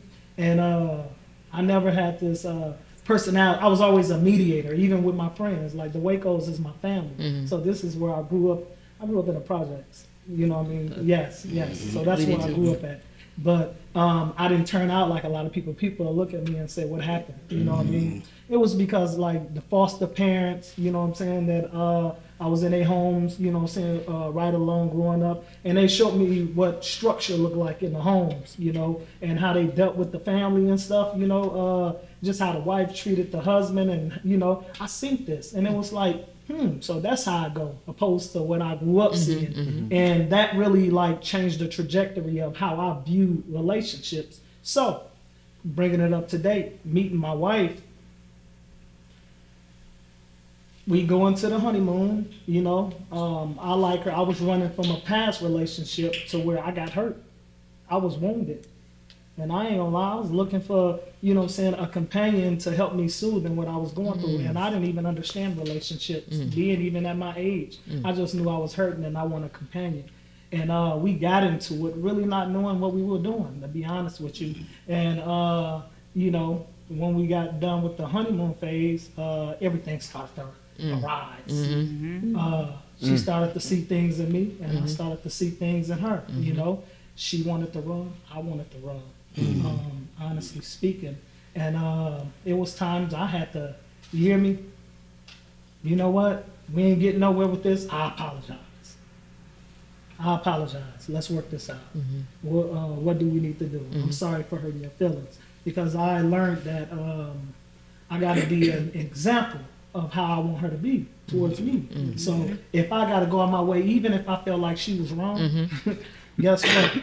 I'm sorry. Yep. You know, and me, because everything with me is mind over matter, you know. I never wanted to give in into emotions to where it causes me to do something that I would later regret. I just viewed that as weak all the time. So, you know, having my wife and her mouth can, she cut deep, you know, honestly speaking. And, you know, when stuff like that happens, you know, when I know I can't win, and I know this going to a place to where we both don't want to go, I don't want to return what she just did to me, to be honest with you, because I know she ain't going to handle it well the way that I handle it. I'm strong. I was built, you know what I mean, for all that adversity and stuff. And, you know, so, you know, I try my best to always treat her like a lady, you know, for the most part. But there's things in her that she got from her mom, you know, because this is who she grew up seeing. And this is how she was taught to respond and to act to life, you know. And I learned, like, okay, you know, these are some things we had to have conversations about, you know. If we're going to continue this marriage, we need to have real conversations. Do you see what I see? You know what I mean? And what are you willing to do in order to make us last? Because, like, I always say this too, my mental health, like, God brought me a long way, you hear me? And I don't want to get into something, you know what I'm saying, to where it's going to make me retrogress. I don't want to go backwards. I don't want to be in something hurting, all in the process of trying to give up myself, you know? So just, you know, these conversations, these back and forths, just getting real with each other, you don't get into a perfect relationship. You gotta build it. You know what I mean? I like that. Before you go, Fricks and Henry, I want to say this because I should have said this at the beginning. These are some deep and sensitive topics, and I always, at the beginning of anything, I always say that it's a safe space, right? Because I want everybody to feel safe. There's no judgment. There's no criticism. I didn't say that. I apologize, but I wanted to say that now because now we're getting into the meat of why we're here. I think you did say that. You did. Did I? Yeah. Okay. Okay. Well, thank you for listening to that. I just want to make sure because I'm gonna let Fricks go, but when I listen to you guys and when I hear you guys, and this is what I tell every couple, is that you have no right to take your anger out on your significant other. That's wife, husband, no matter what. Whatever you're dealing with, that's yours. They're not responsible for what you are dealing with, and you're not responsible for them. And so it's up to you to police yourself and learn more about yourself. So I'm gonna throw this out here as Fricks and Henry go, and I want you to think about this because after they finish, we're gonna go right into this. How should I word this? Have anyone experienced abandonment issues and they brought it into their marriage? Just think about that as Fricks and Henry go. You know, dealing with mental health is amazing because 16 years of her being married to her ex-husband, and it's 27 years of me being married to my ex-wife. You know, once I asked her to marry me, she went into menopause. And, you know, I had went and got the ring from Kay's jeweler, and beautiful ring, and she snapped on me one day, and I didn't know what was going on. And I said, what am I getting myself into? Do I need to change my mind? What's really going on? And so she went and seen her doctor, and her doctor told her that she was in the early stages of menopause. And her emotions was just all over the place, you know. And so that was a major understanding for me, because I had never been through anything like that before, you know, because it's like she's a very caring, loving woman, but the person that I was getting was an agitated person, was unstable in her emotions. It was just like she was the direct opposite of who she really is as a woman, you know. And so it just like made me just like ask him. And no, I didn't even know what I was going through. She didn't know. She didn't know. And you know, and so once we figured out what she was going through, and this is a transparent moment, you know. I had really like changed my mind about marrying her, you know, because it scared me, you know, because 27 years of being married, and it was like some walking on eggshells for me as a man. Yeah. And I just refused to take myself through that whole journey again, because I was traumatized from being married for that long, and then in my first marriage, and I just refused to just go through certain things, you know. So once we got an understanding what she was really going through, and I'm a patient and I'm a loving man, but it was just like I had to really, the Bible says in all you're getting, get an understanding. Yeah. And I had to get an understanding. Yes, because if I didn't get an understanding, I would have concluded like, I'm gone. Right. You know, but I'm grateful because I went down to Shiro's and over at my favorite pizza spots, and set the ambiance up, and got down on my knee and proposed to her, and it was the best thing I've ever done. And like you said, we're going through menopause and not knowing, and already dealing with anxiety. I experienced anxiety too, to the point to where I had panic attacks. That I ended up going to the hospital, and they always say nothing wrong with your heart. It's not your heart. I feel like I can't breathe, and dealing with panic attacks myself. I come to be in a place now, even with him. I'm in a place as you go through that, and when you feel like you are losing your mind, you guard your mental health. As far as when it comes to my peace, or dealing with anxiety, when I feel that coming on, whatever I'm dealing with, I have to shut down and get in the presence of God. Yes. Because I can get one moment in the presence of God and it shifts. It changed my whole thinking. Because if you ever dealt with anxiety, you know that you don't know what you're gonna get. And that's the scariest feeling, not knowing you. When you can't identify and you can't articulate what you're going through. When I was going through menopause, I couldn't even tell him, because I didn't know. All I know, because I'm like this all the time. I'm not all over the place. I'm steady. Same. What you see is today, what you always gonna get. So for me to be all over the place was just like, I'm like, am I losing my mind? You know, because that's what I felt like. Because I was 1 minute I was crying, and the next minute, you know, I was happy and just all over the place. And so now it's like you have to have those conversations, because all you ladies, if you haven't went through menopause, you're gonna go through it. And not saying it happens like that for everybody. But that is something that you want to get knowledge of, because, and your spouse needs to have knowledge of it, because going through that, that is a time that's going to be very challenging for you, and they can't give you medication to help it, and it does get better, but it's just something that if a person don't understand it, you would definitely have the wrong conception. It's amazing. I just want to say this, that when she have a hot flash, like anything, like I literally can feel when she's getting ready to have one. Wow. You know, that's how in sync I am with her. That when she get ready to hot flash, my body begins to do something like, like man, you know. So it's like you can be so in sync with your significant other and your spouse that you can feel them on a different level. Yeah. And I'm grateful for that. I want to say one thing before you go. I think when I first started going through all this stuff, one thing that the doctor said was, tell your family, tell your friends if you have anxiety, if you have, so they'll know. So they'll know where you are. Same thing like with menopause, like let them know, because I think as women we try to hide everything, and it makes it worse on us. Right. trying to protect, you know, especially our kids, like, oh, I don't want them to know we going through. But I learned now, I tell him, because I know it, even though you don't have a cycle, we still have those other things. And so I let him know, like, hey, this is my week. I know when I'm off. So he don't feel like I'm rejecting him or, you know, like I'm just being mean for no reason. Like, I let him know, like, this is where I am. Right. So I think that's important to let your partner know, like, even if it's a day you just not, I just don't, like he said, like before we started, he was like, are you ready? I was like, no. Like, be honest about, no, I'm not. But I just think it's important to let them know whatever is going on with you, especially when it comes to your mental health, to let your partner know what's going on. I was going to mention kind of like mental health and being in sync. And so a lesson I learned, it's kind of like 2 lessons that I learned that kind of fit the bill of mental health. So I don't necessarily check in with my wife like that, like, yo, what's your mental? But I mean, we do marriage counseling.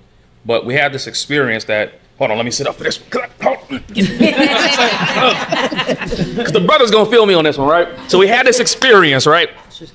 Right, so brothers, feel me on this one. It's a book called Men Are From Mars, Women Are From Venus, but I never read it. Yeah. But I should have read it, right? But I found out later that I should have read it. You know what I'm saying? Because men and women speak 2 different languages when it comes to communication. So like, and me and my wife are, if you know us, you know, we're like complete opposites. Like, I'm loud, out, but social butterfly. Figure it out. She's inside, extroverted. You know what I'm saying? Like, we complete opposites, right?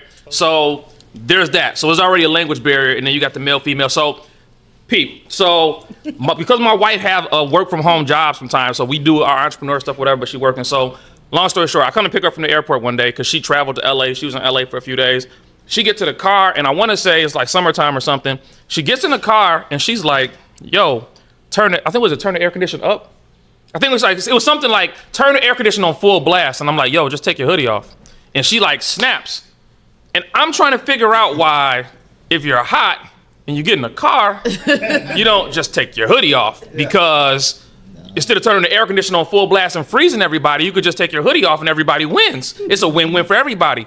And then, so that turned into like a big thing, right? That's like a blowout argument that lasted for some days, you know, and we talked about it in therapy. And one of the things that I learned from the situation was it wasn't necessarily about the language that she was speaking. Wasn't like, yo, I can't take my hoodie off. Because when I talked to her in a moment, I'm like, just take your hoodie off. She like, I can't take the hoodie off. Like, it was one of those things like, I can't take the hoodie off.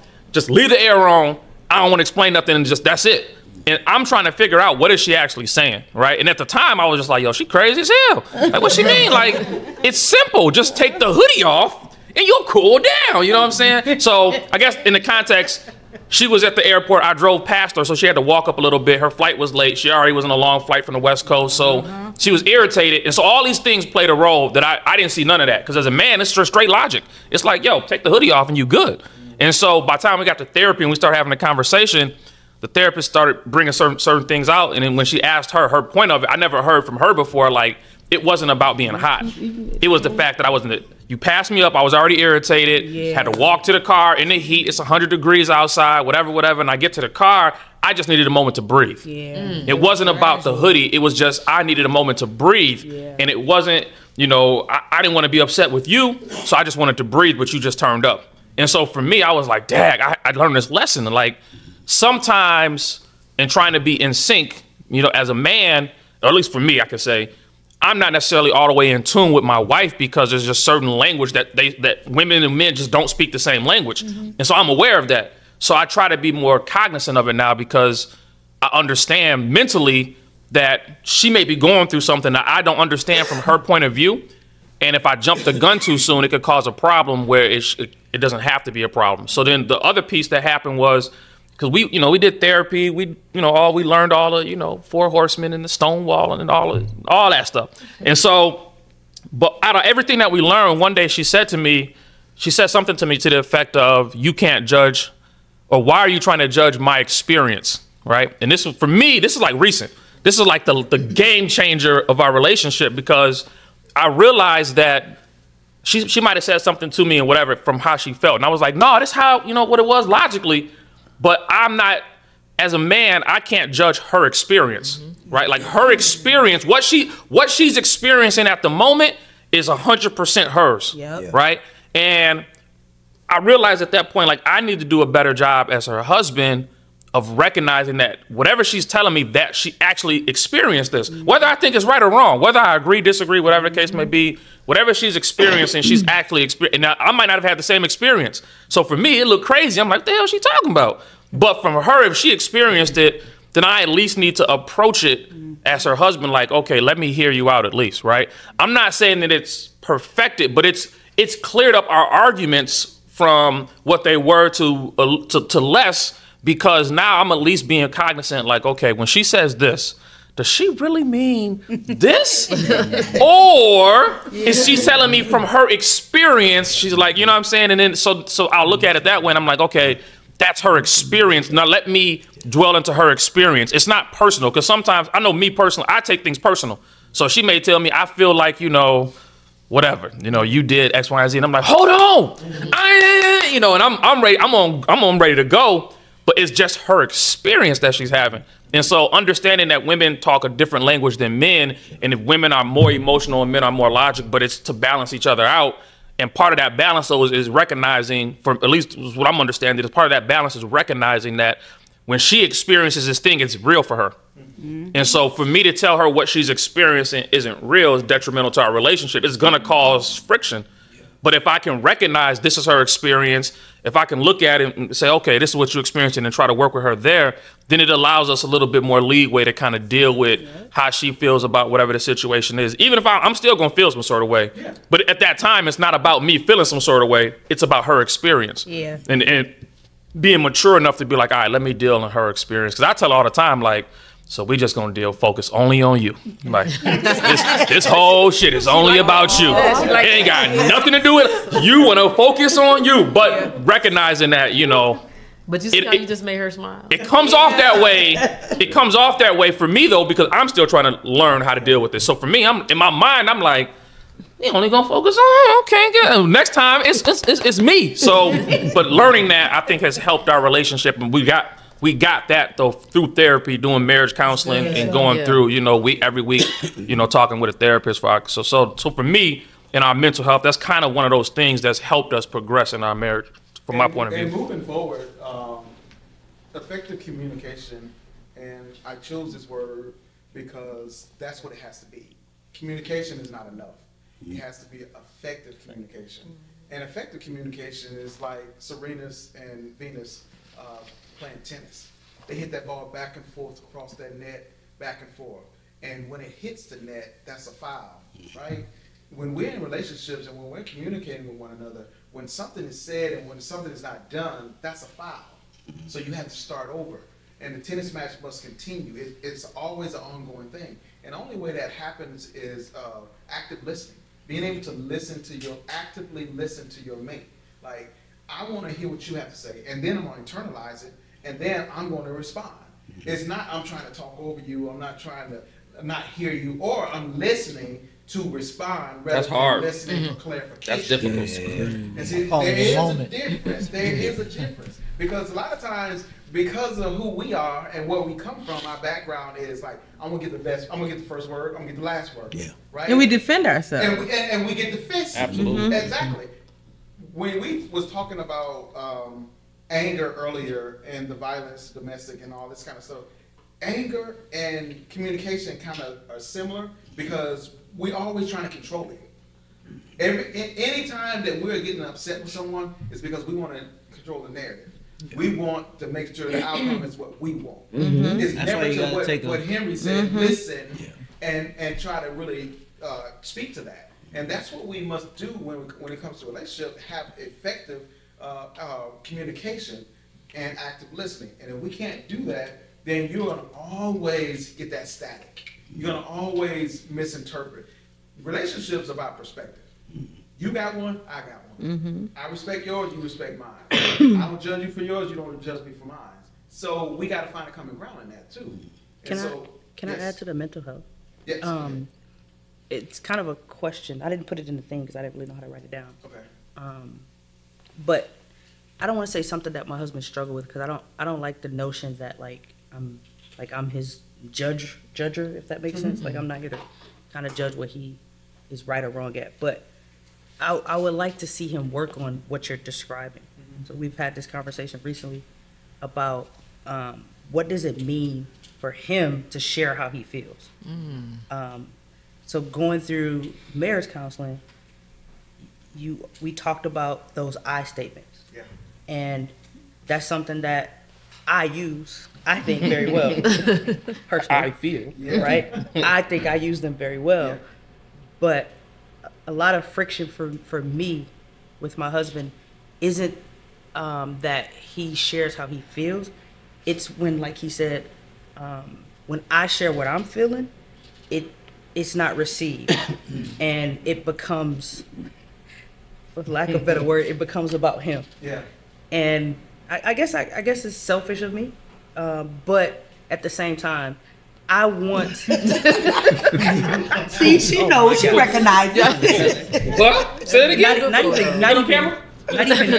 Not even guess. It is selfish of me, but I also want him to have that same opportunity to be selfish, right? I mean, we had a whole marriage counseling session where we were trying to get Henry to tell me something, like share something with me, Henry, just like let me know, like what does Keishonda need to work on, right? And like he just don't share. Right. He's not a sharing type of human being, and I guess I'm just kind of putting it out there to the group. And you could talk to the brother on the side, but I would love for my husband to tell me I feel like I do. Like it's hard for me to, not hard for me to check in on his mental health. I don't necessarily ask him how his mental's doing, but we 18 years I've obviously checked in on him, but like we don't talk like that. Hey babe, how's your mental? Like we don't talk like that. Yeah. But I would like for him to just come and tell me, I feel angry, I feel sad, I feel hurt, I feel vulnerable, I feel something. Yeah.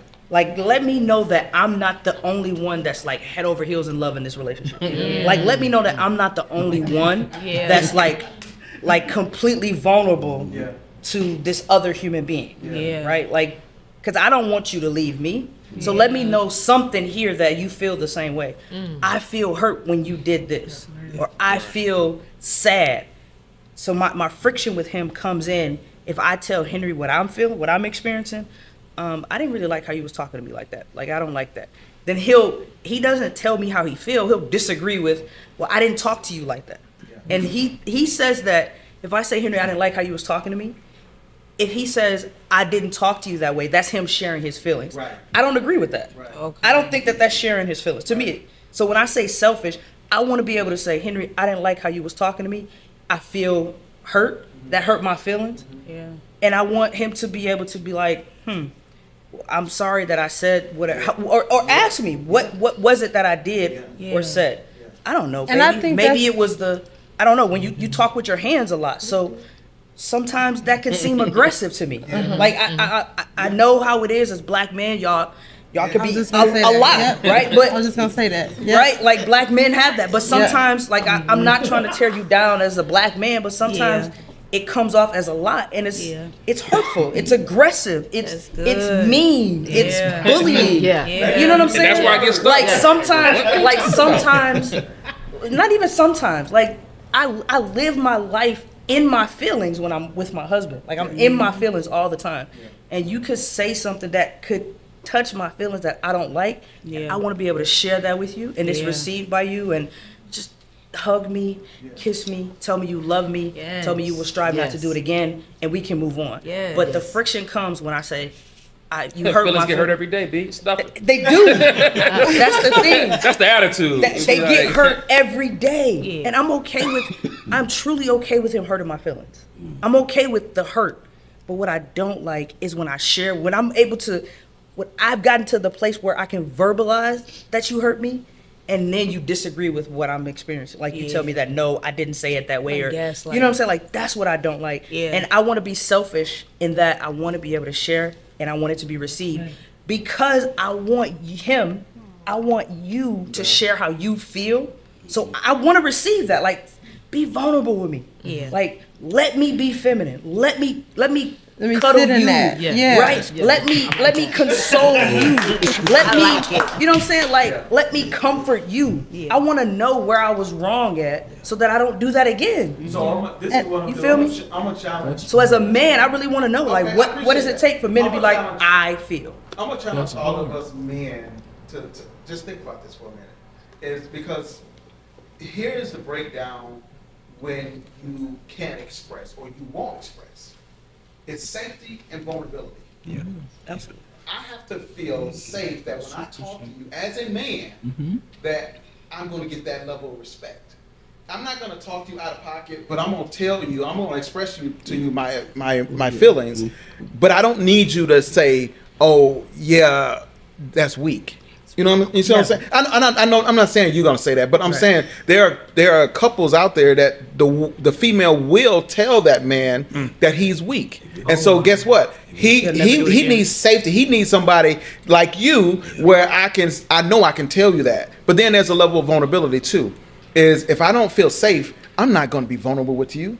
I'm not going to tell you I'm thinking about this and thinking about that. I'm just going to be like, I'm good. We have to get to a level, us men, to where we can be vulnerable and feel safe to share. And I'm not saying that Henry's not there, but what I'm saying is for us as men, and if we're honest and if we're accountable to ourselves, we'll work through that. And it does take time because that's not what we're used to either. That's true. So I've heard. Yeah. Can I? Go ahead, Frank. That's why he says always about you. I want to say this, and this may help some of us as men. You know, my wife, on a personal note, she lost her son due to a homicide in 2009, and he was murdered in 2009, and I lost my son to a homicide in 2010. And so we never thought in a million years that me and her would be together. You know, and so when me and her connected, I was damaged. I was damaged. When I say I was damaged, I was damaged. I gave up on ministry. I gave up on a lot of the things that I was doing, you know, before my son got murdered, you know. And so, and Wanda literally, through the grace of God, nursed me back to health. And it took me trusting her, being vulnerable with her, and feeling safe with her to share my deepest, most intimate thoughts of the loss of my son and the anger that I had, because I was the one that I had to always be strong. Always, I remember Lil Wayne wasn't even warm in the ground. The pastor came up to me and told me, somebody said, man, how Pastor Chris gonna be doing? Man, Pastor Chris is all right. And I had every word in my mind rotating like, man, do you know I just lost a son? Man? I didn't flush a goldfish down the toilet. I didn't bury my dog. I lost a son. And so when when me and Wanda got acquainted with each other, and no throwing no shade at my ex-wife. I believe that we went for the amount of time that we went, but there was a cutoff point where I was being so just ignored as far as that I lost a son too. And she made it about her loss of her son. But I lost a son too. So I was never able to just grieve and just come into my own emotions about how I felt or to explain how I felt. But when I met with Wanda, it's like she asked me questions, and it was probing questions, but it was because she cared. It was questions that dug at me, but it was because she cared. And as I began sharing stuff, I remember one night we was talking, I'm crying like a baby. I'm like crying, man. I'm like, I can't even stop crying. I'm getting mad because I'm crying. A real man crying. Yeah, she said, real men crying. So I took a pillow, and I had heard somebody say, man, take a pillow, yelling that pillow as loud as you can. It's therapeutic. And so I'm like, really? So I take this pillow, and I'm like, I get the pillow, and I just let loose. And every fiber of my being literally felt that, you know? And so when I say that I'm able to share my feelings with my wife, and I'm able to just be vulnerable with her because she is a safe place, you know? And that's important for me because sometimes I'm not doing good. I'm not. My mom have a phrase, even a rock can crumble. You know, even a rock can crumble. So we not all hard, and we can't hold it together like that a lot of times. If you at a breaking point, you need to fess up even as a man. Hey, I'm at a breaking point, baby. I'm not feeling good, you know? And it's just like, I'm glad that God put me and her together because I need it. In the season that I'm coming into in my life, I need her in my life. I love that. I like that. I love that. Can I say something? Go ahead real quick. Real quick. You caught that, huh? No. I got you. I just want to just briefly say,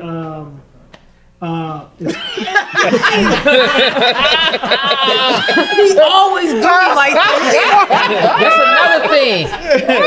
They rough. They are so rough. Go ahead. No, but what I was gonna say is, me, I'm over articulate when it comes to expressing myself to my wife. Me, I'm the type of person. Anything, I'm breaking it down to the T. Everything, how I feel. You know, and her issue is, when I'm talking, she like Henry. I'm sorry. No, when she was explaining, I was like, whoa. I already know who I'm going to pull aside when this is over with. Because I see myself in Wanda, and then I see myself in Brother Henry. I'm like, man, he loses me. Like, he literally break everything down to every fiber to where I'm already in next week on what I'm finna plan to do.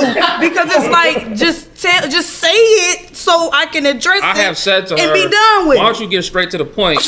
No, wait. Like, why are you telling me all this extra stuff? Just say what you're trying to say. Wait a minute. So I feel you. Because in my mind, I'm like, why are we going around a racetrack? Just get to it. Hold on. Wait. For one. Hold on. I'm taking it out for me. Go ahead. Real quick. These are our feelings. Hey, don't judge me. These are our feelings. But look, this is real. You hear me? When you but you know, just trying to speak your heart when you're going through stuff, you know, and you expecting a person to be understanding, and when when opposite happens, you feel devastated. Like I just pulled my all into you, and I just told you, girl, some stuff that was hurting me. What is wrong with you? You gonna let me hurt you? Oh, we went to why did I get married? Right. Hell no. Right. Well, look, guys. This is fun, This is and good. we'll be here to 12 o'clock. But I ain't gonna let it ride like that. I want to take 5 minutes to go through these questions, and what I want you to do is I want each couple to take the question and answer it. Can you just give each one of them a question? Okay. That way, I want you guys to read your question, and I want you guys to answer the question. Okay. Okay, I'll read this. Take about 1 or 2 minutes to explain your answer. Okay, and then we're gonna go ahead and close out. Kevin, while it's being passed around, Yes. I just wanted to thank you for giving us the opportunity to be able to promote Black love. Wow. Yeah. Wow. Yes. Amen. Oh, thank you. Man, I tell you what, I'm like, I don't want to leave for real. Seriously. Yeah, Like, so good. Kevin, maybe we can speaking share, to that, 'cause I was this is- wondering if that's it? Okay, that's perfect. And I don't know how you feel about it, brother, but What? I mean, I would love to just continue in this process. Yes. I agree. I would, you know what? Even if we don't record it, Yeah. we don't have a lot of married friends in Rockford. Yeah. Right. I don't know about Jezebel. We don't have a lot of married friends in Rockford, so I would love if we could just start a group of just married folks that just get together. Yeah. Like we don't have that in Rockford. Wow. At least once a quarter. Like let's just figure it out. Yeah. Whether Hey, we do a round table, let's make whether it we work. go out to Let's eat, make it work. That's whether we go out beautiful. for the weekend. Like Yeah. let's try to do that because we don't have Well, married he's folks. not there. I think the most important thing that you did say too is promoting Black love. You know, at the end of the day, is that we're not all out here being heathens. You know, we actually loving each other, and we need to display that however we can, and we can record it every time. I don't care. Yeah. But I love the idea. Thank you for bringing that up. So let's definitely talk about it, y'all. It can birth a retreat. It I can. want to gotta say, say, Trips. when he go get his haircut, he my therapist. Hey, he ain't telling the truth because I ain't got no hair on my head. No. I want to say too, though, No, I think that having something like this, and somehow just because of us running the school, being able to connect the young children and seeing, just to be able to see the room like this. Yeah. Because one of the things we ask at the school all the time, we talk about like relationships, and we ask the children, how many of y'all know married couples? Yeah. And the first thing is always y'all. We're like, okay, we don't count. Then the room get real quiet. Absolutely. Then you got them, Very few. Right. and then you got one other family that's married, and then it's just quiet. And so our babies don't They need to see this. married couples that look like them, And so just seeing something like this, just imagine like the first time you saw a black doctor or a black Yeah. lawyer or a black Yeah. thing. Yeah. So seeing a room full of people that are none of us perfect, but all striving. Yeah. I think if our young people see that vision, That's what they're gonna grow up to. can really impact their lives. I like that. Well, look, let's stay locked in, and we're gonna make this happen. Y'all said it. So let's start with Henry. We're gonna take and Keishonda. We're gonna take about a minute and a half to explain, read your question and explain your answer, and then Tina and I end with the last one, and then we'll be out. So go ahead. The question says, "What's the best way to help if your partner is really aggressive on how they respond to simple questions?" Y'all just answered that not too long ago. I would say maybe take a look at how you're asking the question, because it could seem simple to you, but it may not be.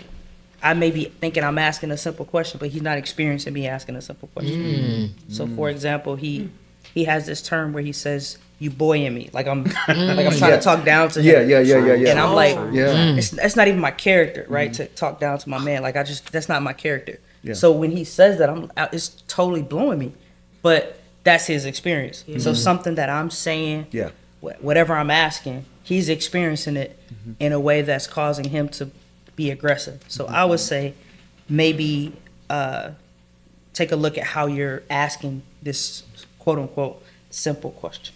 One other thing too is I know something my wife does for me that's really, I guess, comforting is if we're arguing. It's the what I do. Nothing, don't worry about it. Is the power of touch. Like she'll just do something simple, like just grab my hand, or and she'll try. So in my mind, I gotta struggle with it because I'm like, I know she's not rubbing my hand. I know she's not rubbing my hand because she's running game. But in my mind, I'm like, there has to be an automotive. And so and she'll just do certain things, like just the power of touch though. And the power of touch really can, because you can feel her energy and you can feel, so like I'll be hyped, like, especially if it's a question where I'm like, what the kind of question, and then she just did a little thing where she just hit the hand or whatever, or she baby and she'll stroke, and then it's like, I want to keep that same energy, but it's like she's draining the energy. So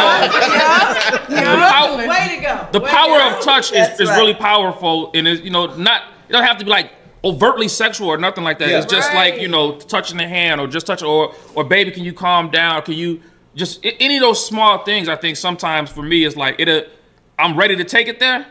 And then I'm like, oh, damn, I can't take it there. Can I say something, Henry? No, it ain't your turn. No, I'm just playing. Go ahead. But I struggle because if I feel wrong, it don't matter what you do to me. Right. I'm stuck in my head. You're trying to be stuck. Because I feel like you neglected what's going on with me, and you don't care. So it's hard for me to just give in into you trying to, unless I feel like you genuinely trying to make it right on what we're dealing with. Miss Fricks. Well, it says, what advice would you give a couple that's been married for 3 years? I would say love. I'd say everything that you do it in love. Because the scriptures say love bears all things. And even no matter what, even if you're arguing, no matter what you're going through, if you look at your motives. And if you're doing it out of love, it conquers all. And you got to remember the reason why you married that person. And sometimes we have to look, you always want to focus on the good and not the bad. You know what I'm saying? We always look at like what we lack in our marriage, but do you always focus on what you have in your marriage? And you got to build from what you have. You can't build from what you don't have. That's what and I think with mine was patient. Be patient with one another. Because there is no put your marriage in a microwave, hit 3 minutes, and I'll pops a good marriage. It doesn't work like that. You got to be patient with each other. It's going to take time, and it's going to take energy. There's going to be some ups, there's going to be some downs, but please be patient with one another, because you signed up for a lifetime, and a lifetime is a long time. So you got to remember that. And y'all, how do you handle an argument between one another? We don't really argue that much. That's good. If we do, it goes on for a couple of days until we actually sit down talk about it, which could take a couple days. But like I said, we don't really argue too much. We try not to because she's bullheaded. I'm He is right. We butt heads. So if it get to that point to where we arguing is we gonna have to sit down and talk about it. We gonna have to figure it out. So we don't argue. I'm very much vocal with my wife. If I'm feeling some type of way, I'm gonna tell her. It might not be the best way to say it, but she gonna same way. And we'll figure it out before it get to the point where we walking around looking crazy. Cause I don't like to feel like that. Yeah. I don't want to argue and then be having to walk around like that. Right. Yeah. No, we finna get this shit out the way. I want to go to bed. No,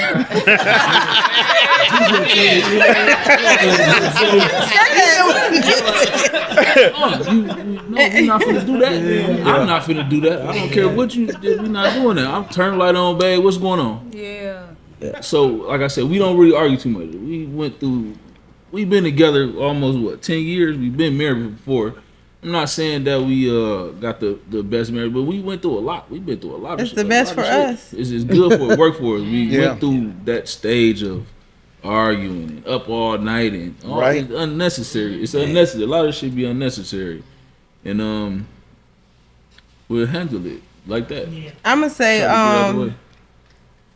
you mentioned that you shut down, and I'm going to say that I think that a lot of times, with the exception of Brother Henry, I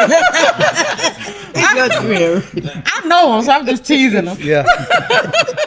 But I think a lot of times we see that because it happens a lot in black men, right? From the growing up. And I think a lot of times we see that and we like, oh, he shuts down and oh, he just he won't express himself to me.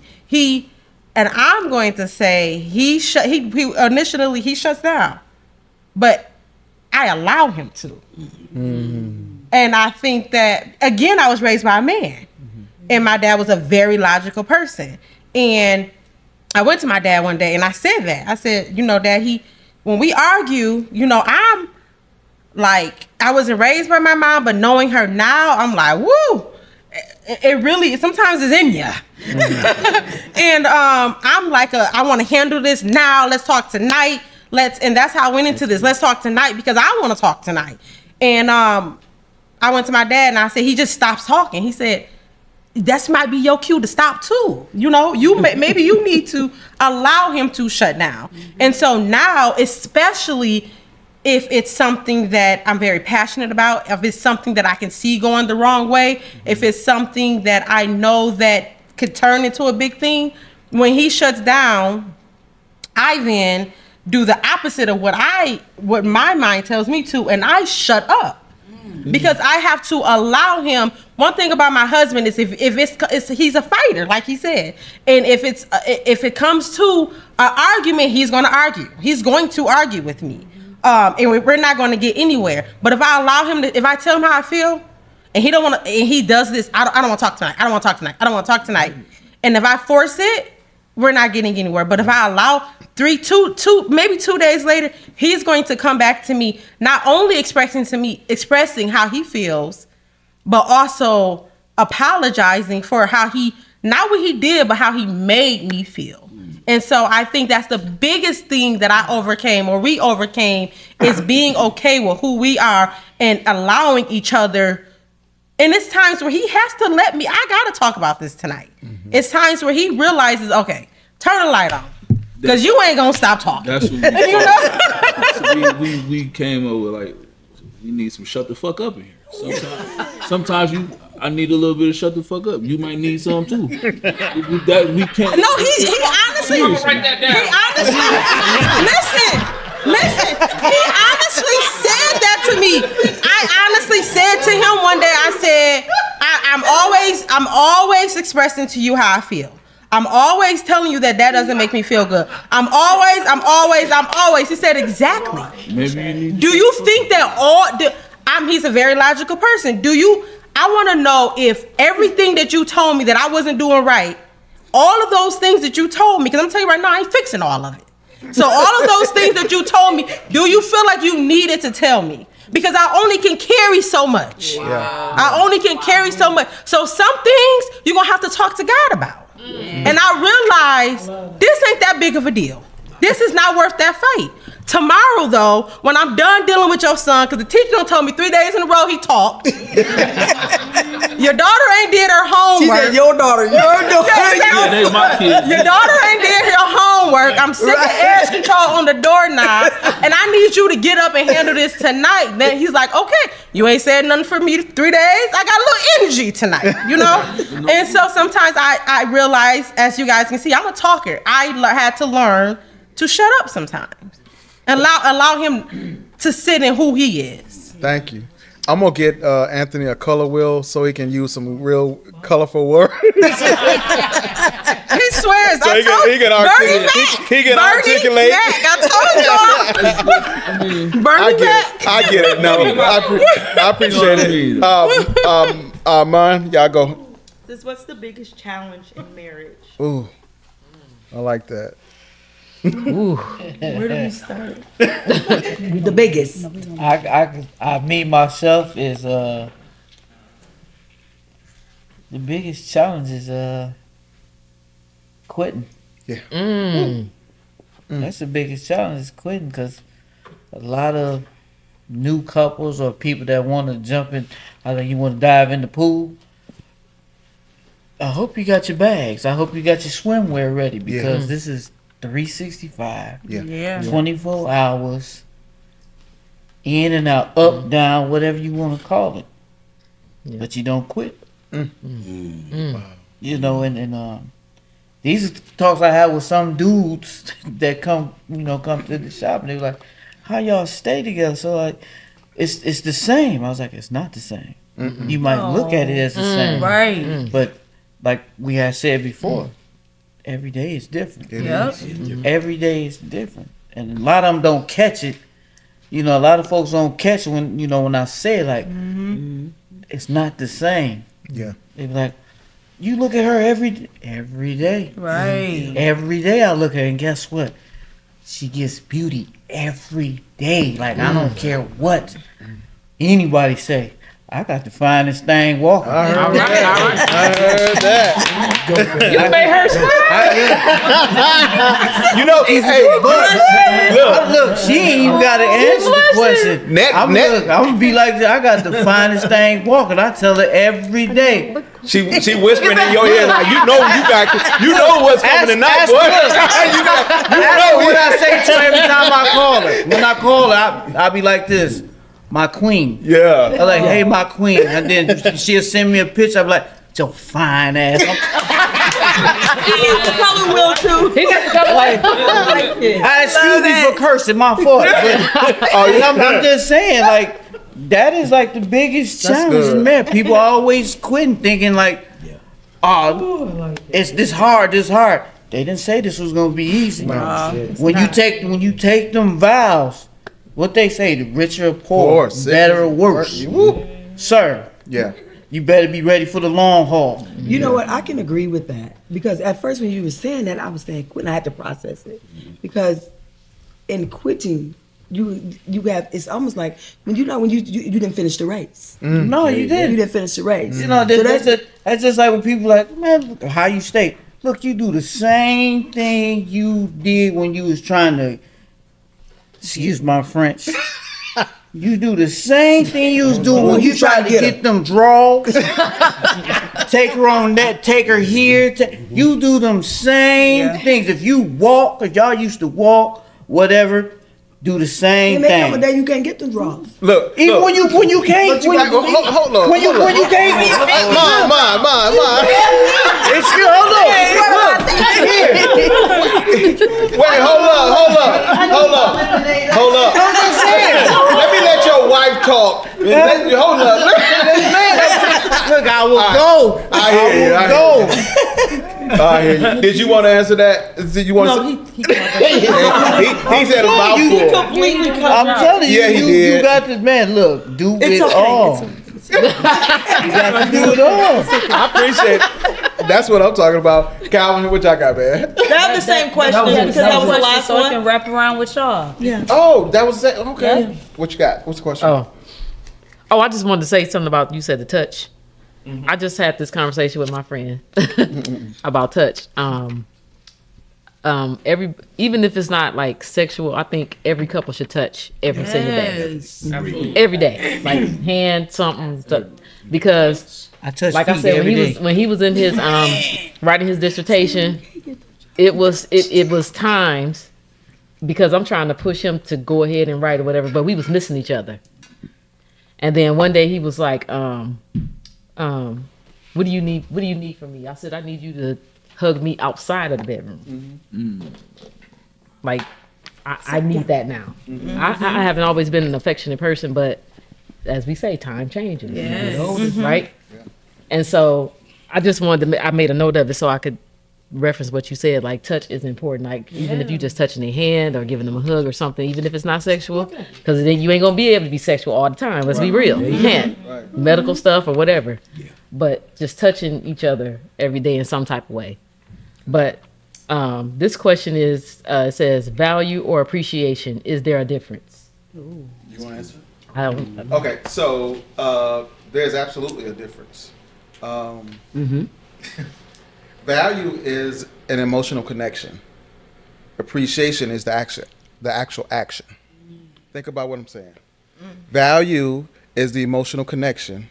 Appreciation is the actual action. If you buy a car, you're gonna value that car, right? But the action comes in, you're gonna appreciate it. You're gonna wash it. You're gonna keep it clean. You're gonna do all those things. So in a relationship, your emotional connection to that person is your value.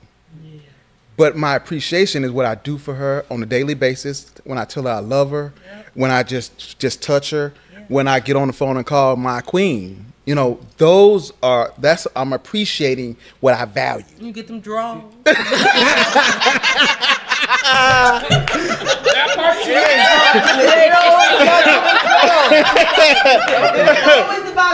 So look. We haven't addressed the elephant in the room. What's the elephant in the room? Oh, Half of our faith is we haven't addressed. Maybe on the next one. yeah. So yeah, that's gonna be rated out. That's gonna be a. I just wanted to know if any of the people that weren't on the panel, do y'all have anything to say, whether it's a encouraging word or a question, or because I feel like somebody got come on with it.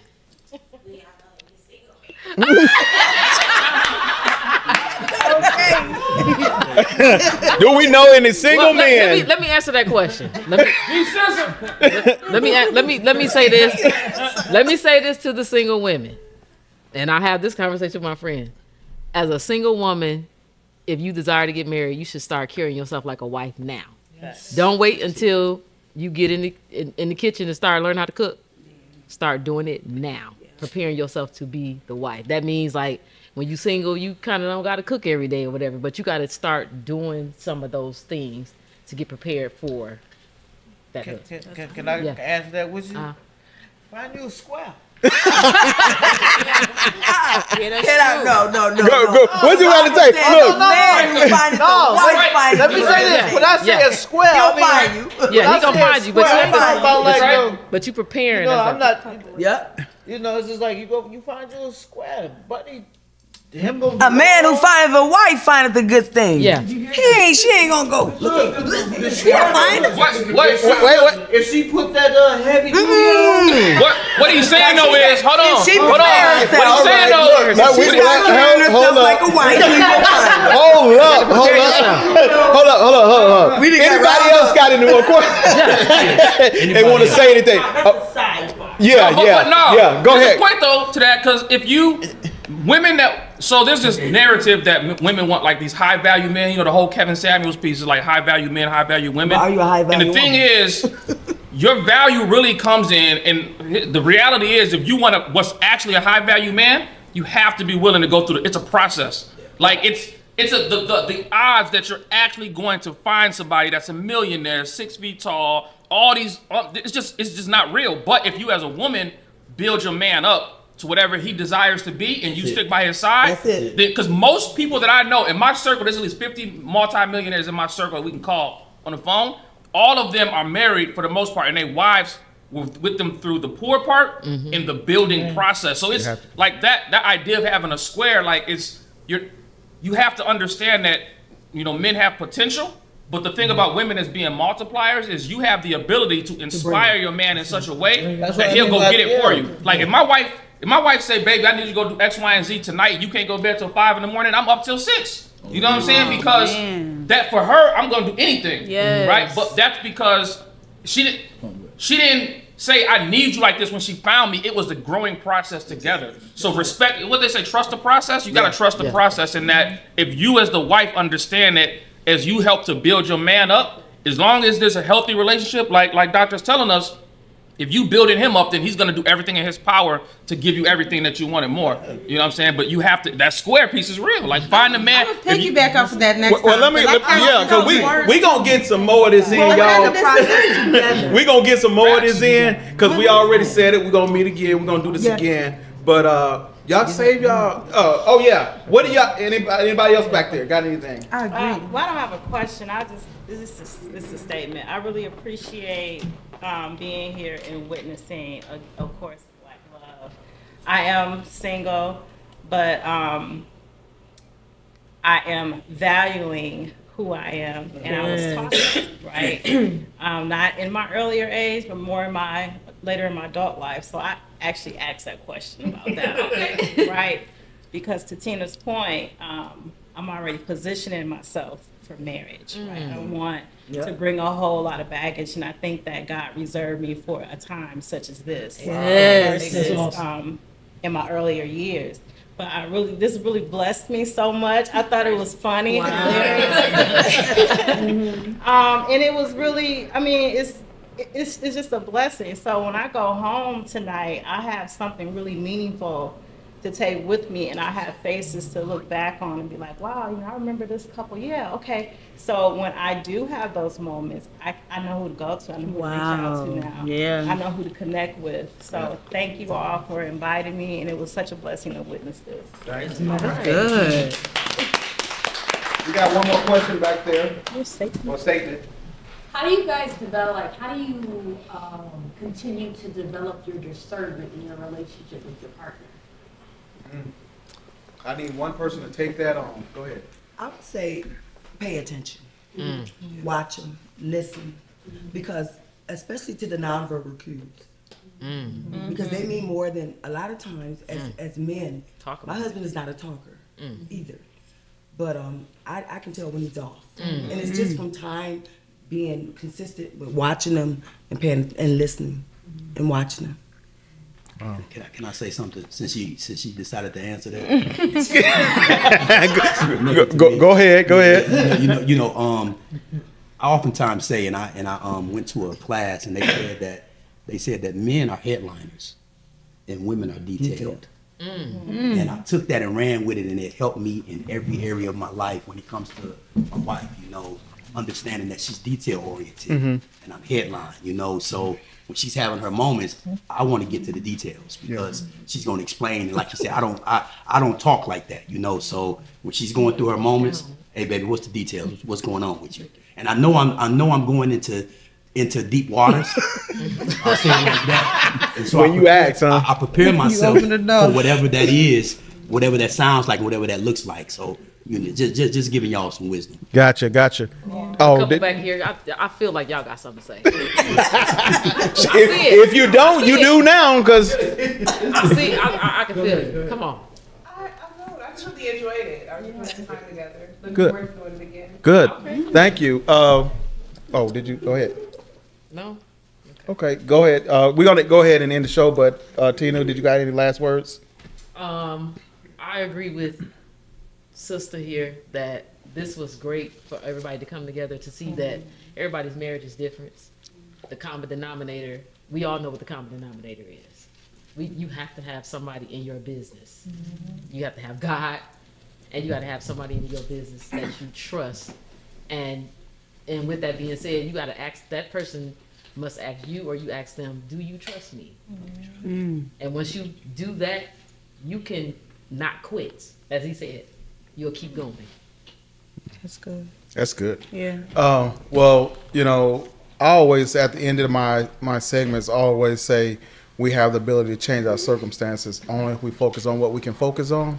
But I'm going to say it different today, because I think more than anything, what we've seen here is just what the title said. Not perfect, a love balance. Yeah. This is what healthy relationships look like. You know, if we aspire to have healthy relationships, this is the blueprint. And just what Sister Keishonda said is, if we want to continue to encourage ourselves and inspire others, we come together, no matter what our differences are, or what backgrounds we come from, or how our marriages function. Tonight was a great stepping stone to moving forward. Definitely. Martin Luther King says that, you know, it's not about trying to climb all the steps, just take one step. That's right. And so what we have to do is we have to learn how to work together as a community and champion each other. Because if I'm fighting for your family and I'm your marriage, and I'm hoping you're fighting for mine, because we're breaking the mold. We're not normal people. Whatever that is, right? Because everybody want to put us in a certain category. Oh yeah. And especially us as men, like we are the barbarian. We are the beat them over the head. But I see some sensitive, some confident, and strong men here. So I thank each and every one of y'all for coming, because this could not happen without y'all. So without further ado, we just want to say thank you. And that's the end of our show, Mentality Unchained, and we're out. Good job.